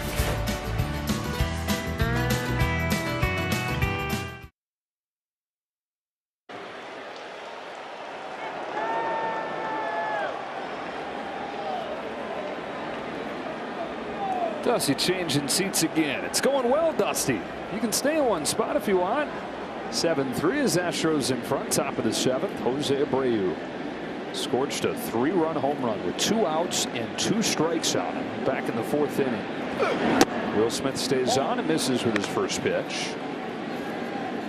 Abreu came into this game, came into that at bat 2 for 14 in this series, and then found it and hit one of the longest home runs of the postseason. How about this? Of the 6 longest home runs hit this October, Abreu's got 3 of them. Well, he found something, and you talked about how the slow start to the season and bad back and all the things, and that just, you know, we were getting ready for our series and kind of taking a look at the other series, and Minnesota seemed like every time I watched them, they were trying to pound him in, and boy, he got him. That's the thing about pounding somebody in. It's good when it works, but if you leave one out over the plate, which we saw in this game, he is so strong.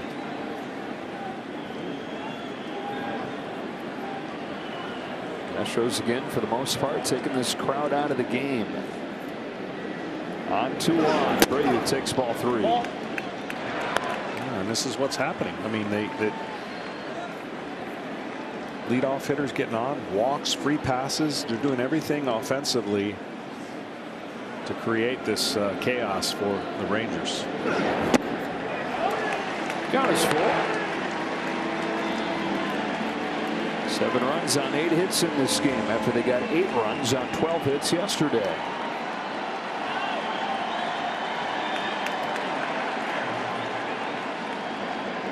Payoff. Do it again. How about this? Between Alvarez and Abreu, this makes it the first time in postseason history that a team has had 2 guys hit 4 home runs and drive in 10 over their first 8 games. 4 and 5 in the lineup. Ball 4, leadoff walk. I always felt that when they added him, it was the perfect complement to Alvarez. You got 3 prolific hitters in a row in the meat of the order. Alvarez, Abreu, Tucker, in any combination, that's hard to navigate. 2 guys that navigated from Cuba to get to the United States, get to the big leagues. Kyle Tucker with a man at first and nobody out. Strike. Abreu grew up on the southern coast in Cuba in a small wooden house. He had 3 generations of his family living in that small house. Family didn't have a car. He got to all his games with a horse and buggy. It's always the best, though. Defected in 2013. Was Rookie of the Year a year later for the White Sox. And I don't know how it's managed to feel as quiet as it does, but this has been one of the best hitters in baseball for a decade. 0-2 to Tucker. Down and away for ball 1. In fact, the day that Abreu came back from the injury list after nursing that back, Alex Cintron, the hitting coach, sent him a screenshot via text of his career numbers, and he said, "This is who you are. Remind yourself, this is you." There goes Brady from first. A swing and a miss. Throw to center field from high. Brady's got himself a stolen base.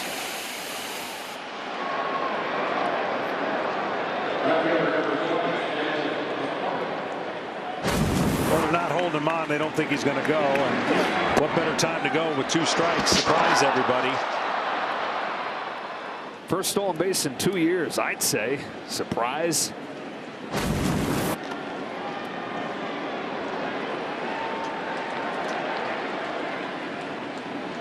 So he's in a scoring position with 1 away for Chas McCormick.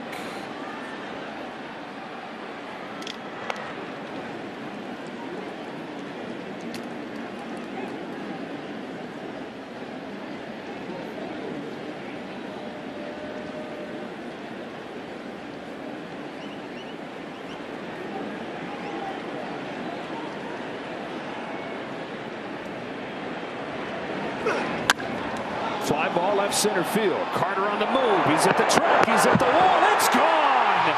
Chas McCormick joins the fun. Launching a 2-run home run of his own.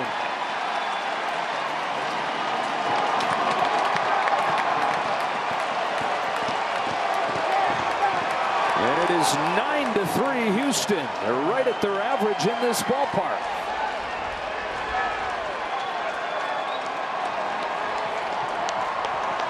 He's hit a couple balls hard, had nothing to show for it. Well, now he does. Center to right center is his approach, but when he gets a ball down and in or a breaking ball that he can pull, he did not miss it. First of the postseason for Chas McCormick. But a couple in the championship series last year against the Yankees.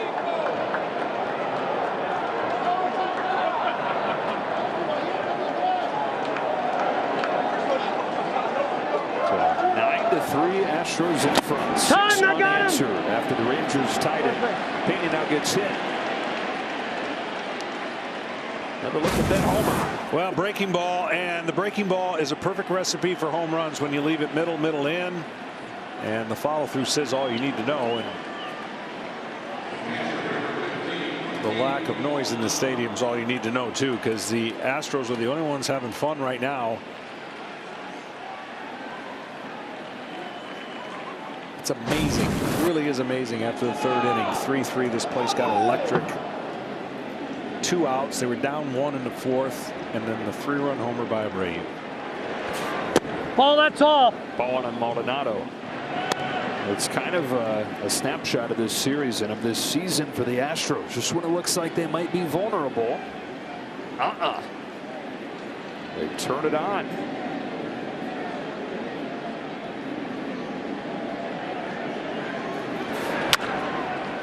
Softly hit the short to get out at second and turn a double play. 6-4-3 to finish off the top of the 7th. Chas McCormick, a 2-run home run. Astros pouring it on in game 4, now leading 9-3.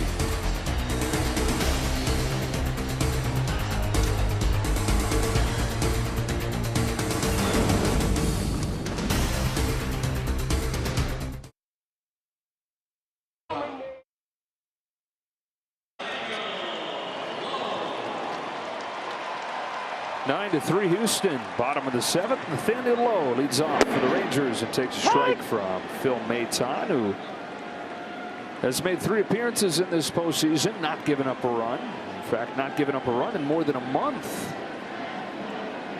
20 or 30-year-old from Kentucky. This is with this pitch, 1-1. Well, Hunter Brown did a great job in saving this bullpen from going any deeper. He had 3 innings, even though some of them were hard hit. Dusty's got to feel like this is a bonus now to have a 6-run lead and only have to cover 9 more outs. To be able to stay away from your top arms. Yeah.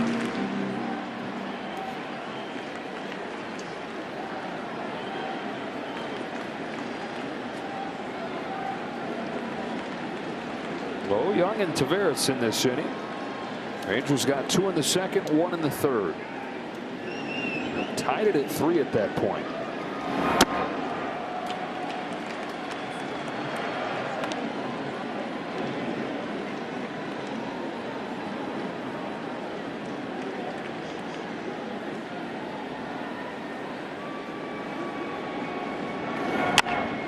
team that down the stretch, final 2 months of the season, alternated long winning streak with long losing streak, back and forth and back and forth. Like they couldn't make up their mind if they were the best team in the world or the worst.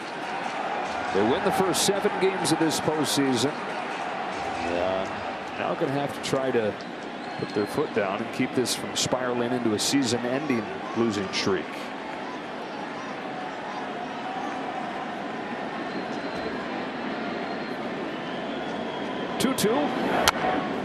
I think what I've learned in this short period of time with Texas is expect the unexpected, right? I mean, it's really been kind of that season of roller coaster. What better guy to have at the helm than Bruce Bochy, who never seems bothered by anything. Bruce trying to reach his 5th World Series with his 3rd different franchise.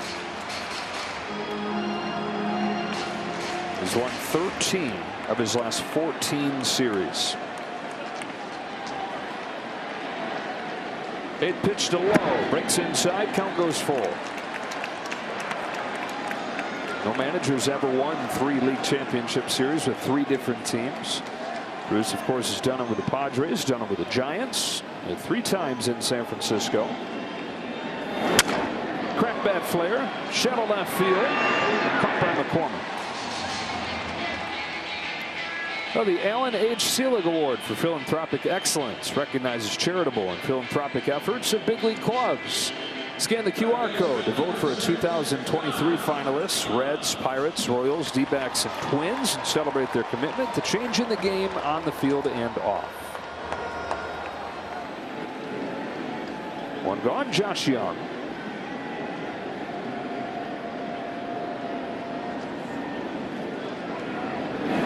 Ball left off. Takes a ball.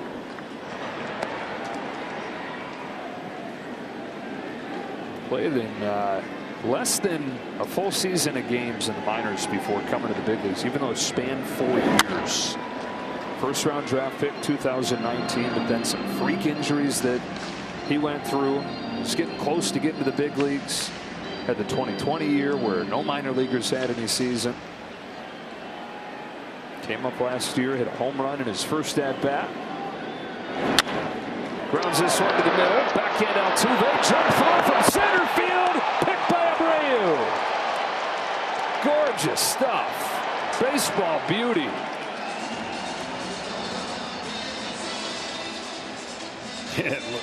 He's doing it all, having a lot of fun. And this play right here.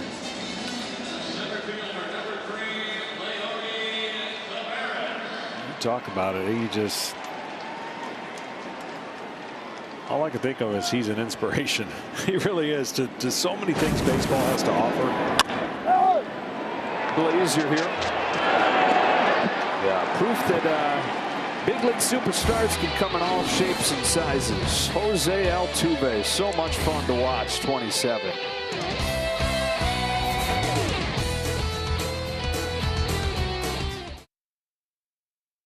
3, 4. Find me a horse that I can cover. Find me some stars to sleep under. Find me a train, I'll hop out west. If she wants a cowboy, I'll cowboy the best. Joe, we're going to get you in a cowboy hat before we leave town. Altuve jumps on the first pitch. High fly ball left field and off the very top of the wall. On his way to second, and the beat goes on for Jose Altuve. Now they're going to say that it's a home run. Just over the wall, just over that yellow line. My goodness, what a tear from Altuve. His 7th home run in his last 5 games in this park.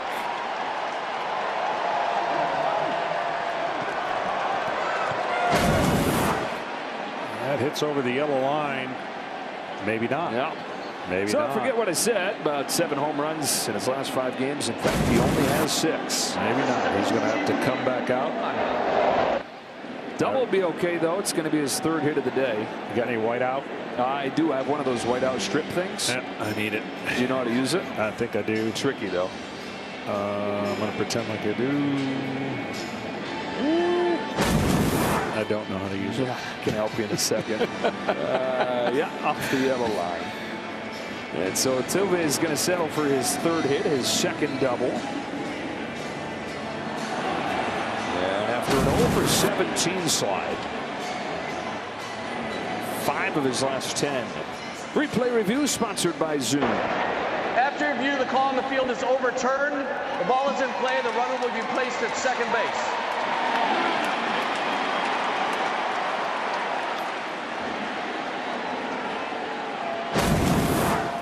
So right from the first at-bat of the game, when he doubled down the line, he has set the tone for the Astros. He has. He's hard to get out when he's in this mode. He's in hit mode. He's not in walk mode, and he loves to hit. And that's what he has been doing since the Rangers went up 2-0. It's been the Altuve show. Mauricio Dubon fouled his 3-hit game yesterday by moving up into the 2 spot. 2 more hits today. Some similarities between these 2 guys at the top of the order, how aggressive they are and how much contact they make. They really are. A lot of people are getting to see Dubon for the first time. Dubon has impressed me. The video I've watched, the numbers that you start to dive into. He doesn't swing and miss a lot. And he's barreling up some pitches right now at the right time. Martin Perez, 2nd game in a row he's pitched. Roller to 3rd. Young will watch Altuve lose by. Dubon retired. Down to the dugout, and Tom Verducci. Well, thanks so much, Chaz McCormick. Your previous at bat, you hit a bullet to left field, had to make a U-turn back to the dugout. How good did it feel to hit it where they couldn't catch it? Yeah, it felt really good. You know, I just wanted to focus on today, having a good approach. You know, try to hit the ball hard somewhere. You know, obviously my 3rd at bat went right to the left fielder, so it was a little tough, but it was nice to hit over the wall. And you know, you get good results when you swing at good strikes. Speaking of approach, I'm going to start calling this team the Arlington Astros. Do you think the quality of the bats last night carried into today? Yeah, I think just being able to win last night, being able to put some runs up, I think, you know, just it gave us some momentum. And, you know, obviously earlier this year, we played really well here. We have a good record here. We've hit the crap out of the ball here. And I think just being able to win yesterday and then put up some good at-bats today has really helped us out. Chaz, is there something about this yard, the lighting, the background, something that plays to your strengths? Man, I don't know. I think it's that nice close flight we have. I think that we enjoy that the most. But no, this field's beautiful. I mean, this is personally one of my favorite clubhouses here, and I think we just enjoy, you know, this rivalry. Thanks so much, Chaz. Thank you. One of the 2 home runs in this game for the Astros. The other one came from Jose Abreu. Alex Bregman, who's walked twice and tripled home a pair. Facing a drawn-in infield with Altuve at 3rd. 1-2 from Perez. Got it on the inside corner. And see, that's what it feels like you have to do against the Astros, is make perfect pitch after perfect pitch. Well, building off of what Chaz is talking about there, On the Road is sponsored by Wagoneer, by Jeep. And these numbers, Rangers fans I know are really sick of seeing, but they just don't cease to look like misprints. Not so far. And that's 3 home runs a game in this ballpark.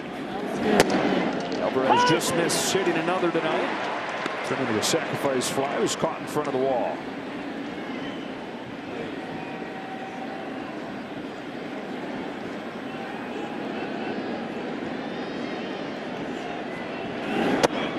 Ball 1-1.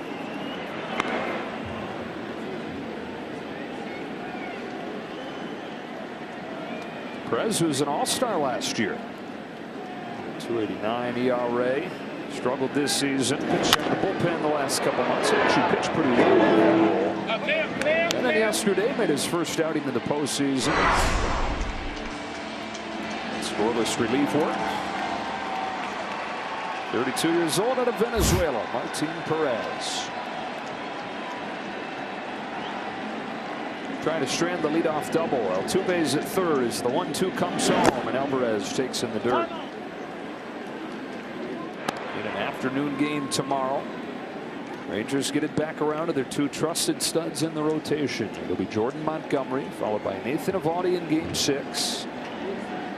Verlander and Valdez on the other side for those 2. Yeah. Ball, that's all.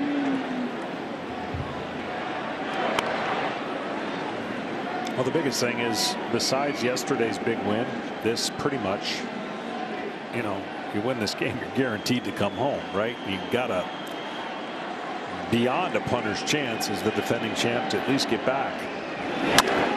Sharply hit, pass low, into right field. Third run batted in for Alvarez. And the Astros have double digits, 10-3. And now a quick message from Corona.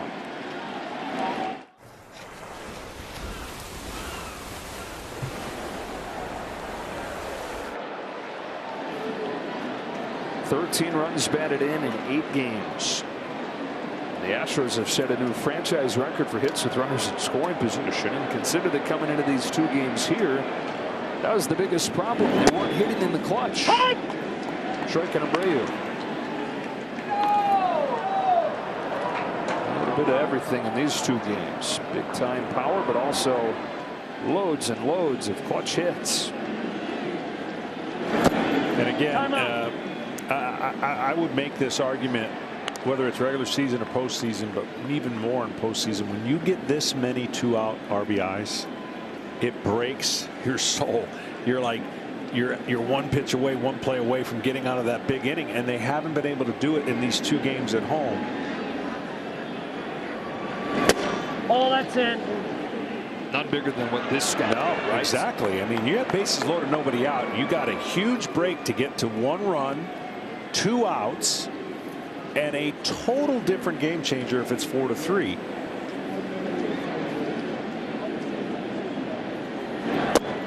Oh.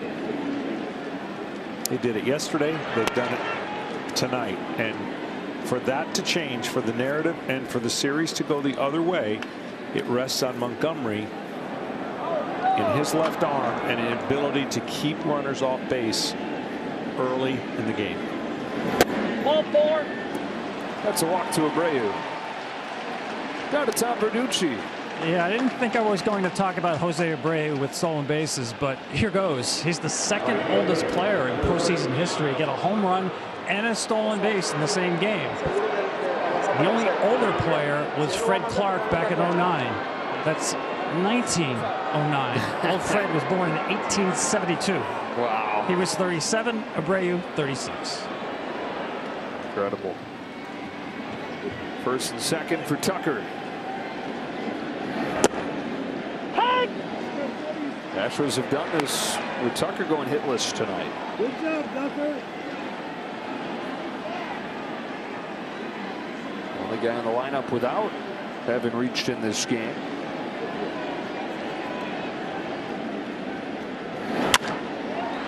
Sends a fly ball to the left field corner. Evan Carter moves over to put it away and end the 8th. Another run for the Astros. More long faces for the Rangers. 2-0 is close to becoming 2-2 in the ALCS.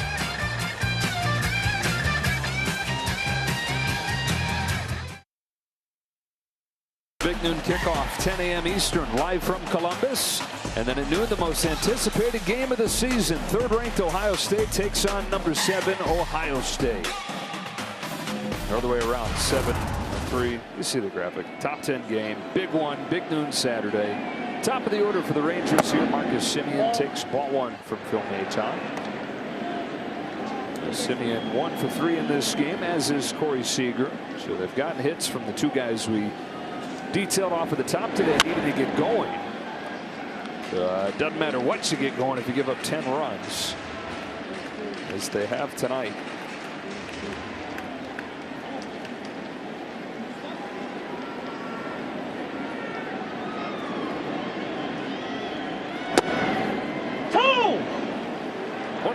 Now you're just trying to individually create some better at-bats moving into tomorrow. I mean, the only way, you're not going to feel great facing Verlander,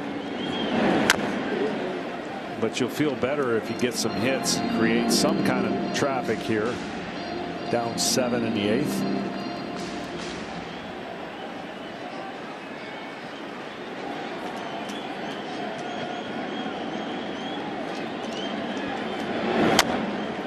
Tap back to the mound. Maton's got it. Semien hustling down there, but Maton gets him. 1 gone in this 8th inning. And now a quick word from FanDuel. FanDuel, America's #1 sportsbook.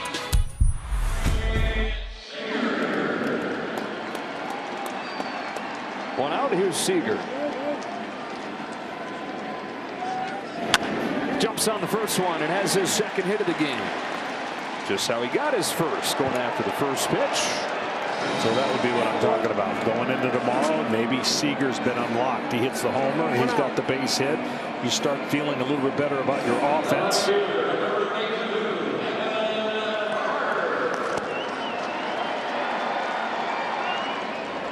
Rafael Montero.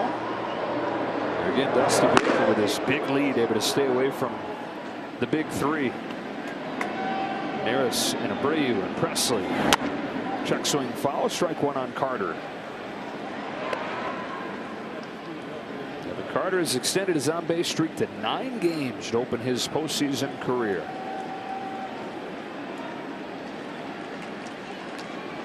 Out of Elizabethton, Tennessee. Town of about 14,000 people on the eastern tip of the state. Obscurity there to the big leagues in the span of 3 years.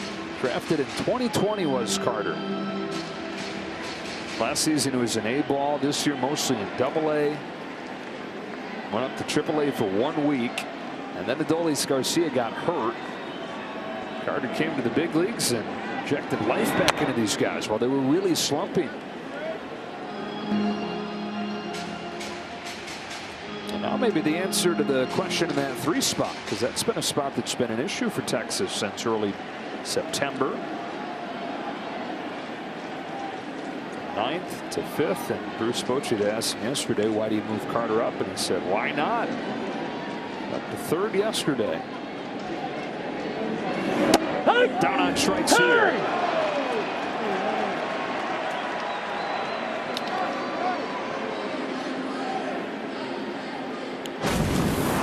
Well, with tonight and with tomorrow, just prepping you for the top of the strike zone. That's where the Rangers have been exposed, and no one does it better than Justin Verlander at the top of the strike zone with a lot of high fastballs. Strike on Garcia. Rangers were able to beat him in the first game, but it's not like they did a lot of damage. Got just 2 runs over the 6 2/3 that he pitched. They needed a great performance from Jordan Montgomery, who's delivered a lot of those since coming over from the Cardinals.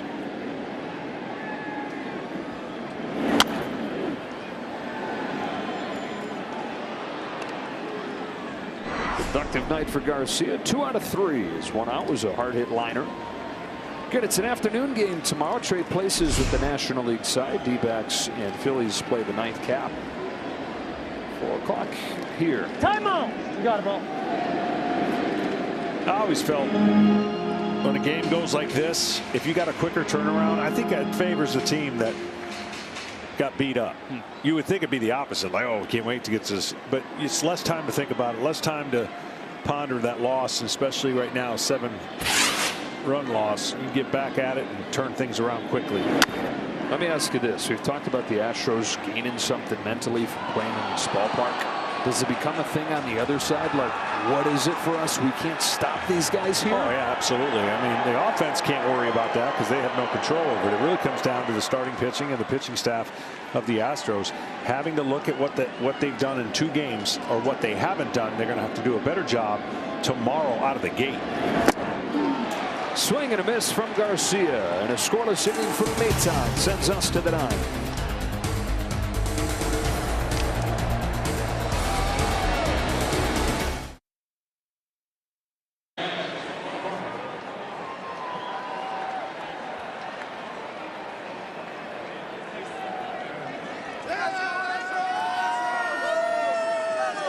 Wear what the players are wearing on field during the postseason. Check out the largest selection of authentic jerseys, caps, t-shirts, and more at MLBshop.com. Chas McCormick hit a home run his last time up. This guy was the worst breaking ball hitter in the league last year. Massive improvements, and his home run came on a slider. Wide throw there, but a stretch from low. One gone in this 9th inning. This postseason, get the best 5G coverage in the game with T-Mobile, America's largest and fastest 5G network. One away for Pena.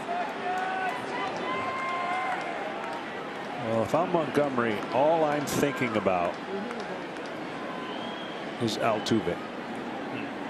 That's all I'm thinking about. The reason I'm thinking about that is because he has been the catalyst for everything that's gone right for Houston at home. And if you get him out, you just change that narrative of how quickly this team can get out and get scoring and take your offense out, take the crowd out. So it's not just that simple, but it starts that simple.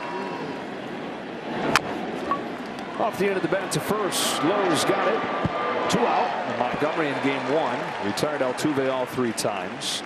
But since coming here to Arlington, Altuve is 5 for 9 with a home run and 2 doubles. And you're right. I mean, the way that it's happened so quickly, this crowd, we've seen it at its peak. It's been amazing, but for the most part, it's been taken out of it. It's been taken out quickly. And I think you mentioned it. The home team has had a lead for the whole series, the whole thing. Or the road team. Yeah, home team has not led. That's just mind-boggling. Throwing it back a little bit to the World Series of 2019, where it was nothing but road teams winning. Nationals over the Astros. Ball, that's up. 2-0 on Maldonado. Yeah, when you pitch a game like game 5, it's that teeter-totter game. It's a swing game. It turns into a best-of-3.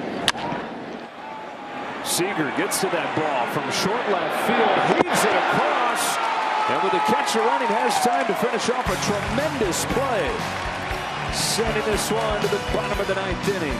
But all Astros tonight.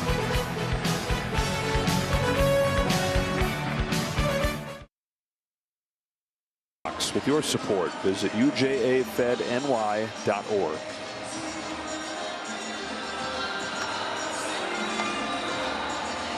Rafael Montero comes in to pitch, bottom of the 9th inning, with the Astros up 10-3, and we'll be back here in Arlington for game 5 of this series of coverage starting at 4 Eastern on FS1. Phillies and D-backs play game 4 later on, 8 o'clock Eastern on TBS. Now this Astros bullpen, even though they've stayed away from their top arms tonight, 3 relievers have combined to fire 5 2/3 scoreless innings, from Stanek to Brown to Mayton. And again, people may not understand, the score of the game changes so many decisions manager have to make and offensive strategy. So if I've got a lead and I can bring my bullpen in and attack with fastballs, boy, it's a lot easier to pitch with a lead. Garver, Hyman, Lowe coming up against Montero. Retired all 4 batters that he faced in game 2. Now the Pen gave up 3 runs yesterday. They're coming off 13 consecutive scoreless innings, doing it again tonight. And to put it into context, we talked about the 2-out runs. First 2, they only had 2 2-out runs, the Astros. Last 2, 9. That is a back-breaking number. Pena teaching tape, fielding to that ground ball, getting in front of it, getting Garver.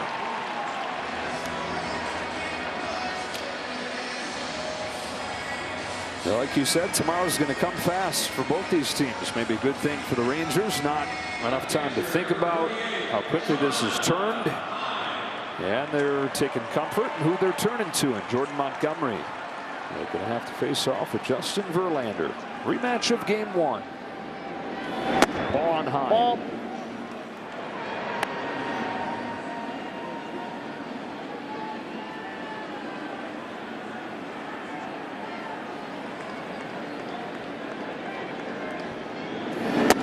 Ball, that's up. Pine started this postseason on a 7-game hitting streak, but 0 for 7 in the 2 games here.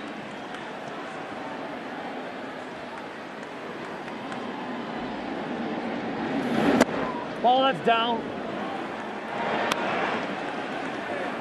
Duck, tighten up here.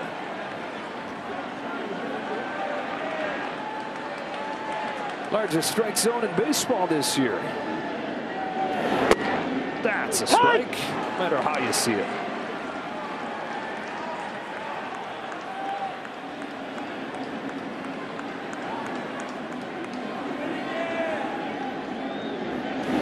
Ball, that's in. Walk to high.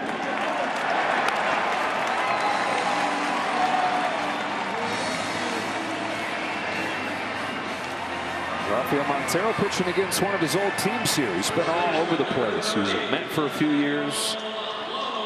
Then 2019, 2020, pitched for the Texas Rangers. To the Mariners. Houston got him at the deadline in 2021. He was kind of like the least remarkable guy they got. A 4-player deal. But it's been a key piece for him. Got a strike on low. One gone in this 9th inning. Ball.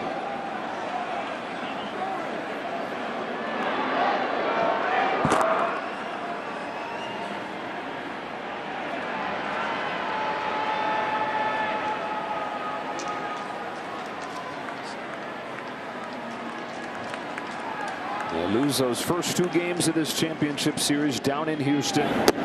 Dusty Baker after the game said, we'll get him in Arlington. And they have.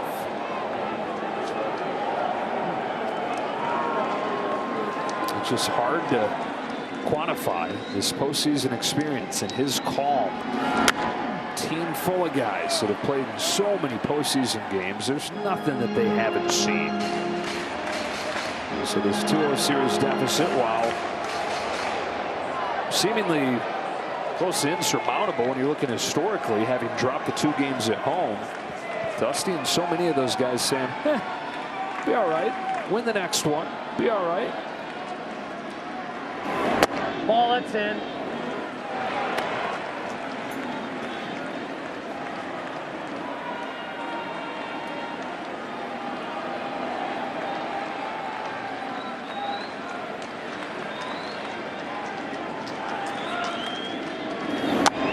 Season where they look vulnerable, series where they look vulnerable, back where they always seem to go.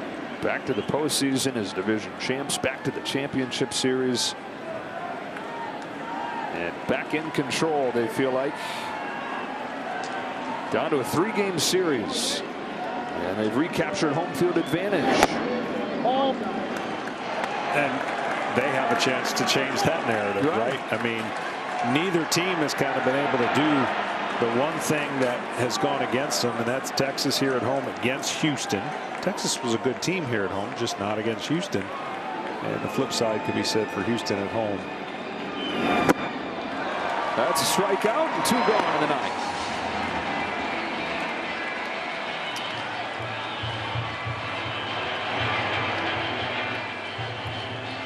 Josh Young, after the 2-home-run game yesterday, is 0 for 2. Does have an RBI with a sac fly. Back in the 2nd, this place was rocking as the Rangers erased an early 3-0 deficit to tie the game up. Got a Corey Seager home run in the 3rd inning, but then that 4th spot for the Astros in the 4th. 2 more in the 7th, 1 in the 8th.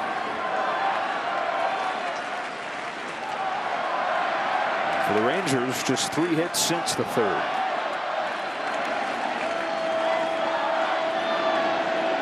How about this Astros bullpen tonight? Upper left side, Bregman's got it, and this series is tied at 2 games apiece. Well,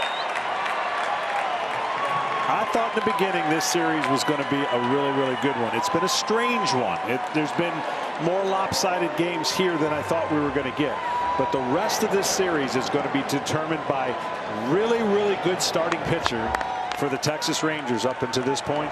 And the same can be said for the Houston Astros, who've got Verlander going tomorrow night.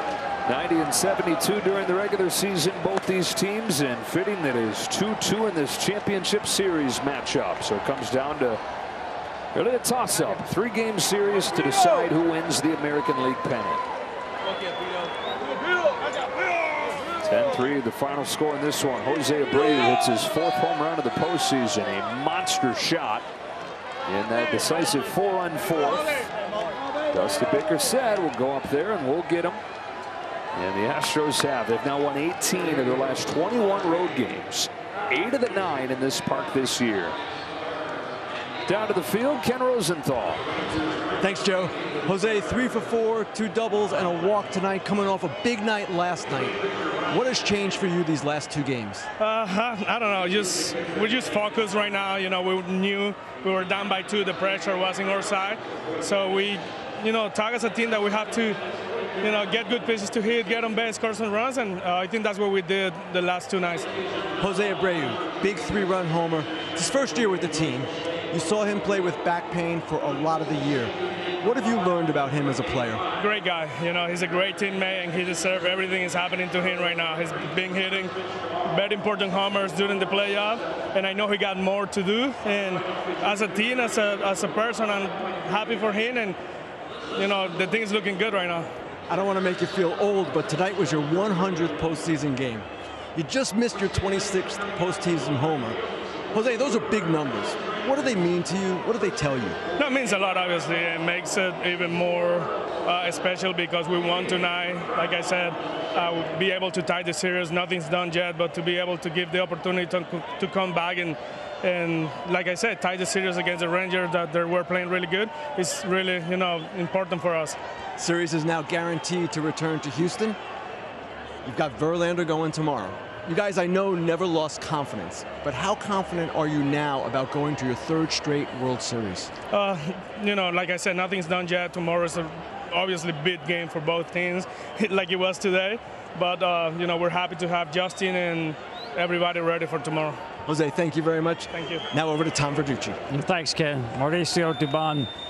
This team has scored 76 runs in 8 games in this ballpark. Can you explain to me why this ballpark fits this club so well this year? I can't.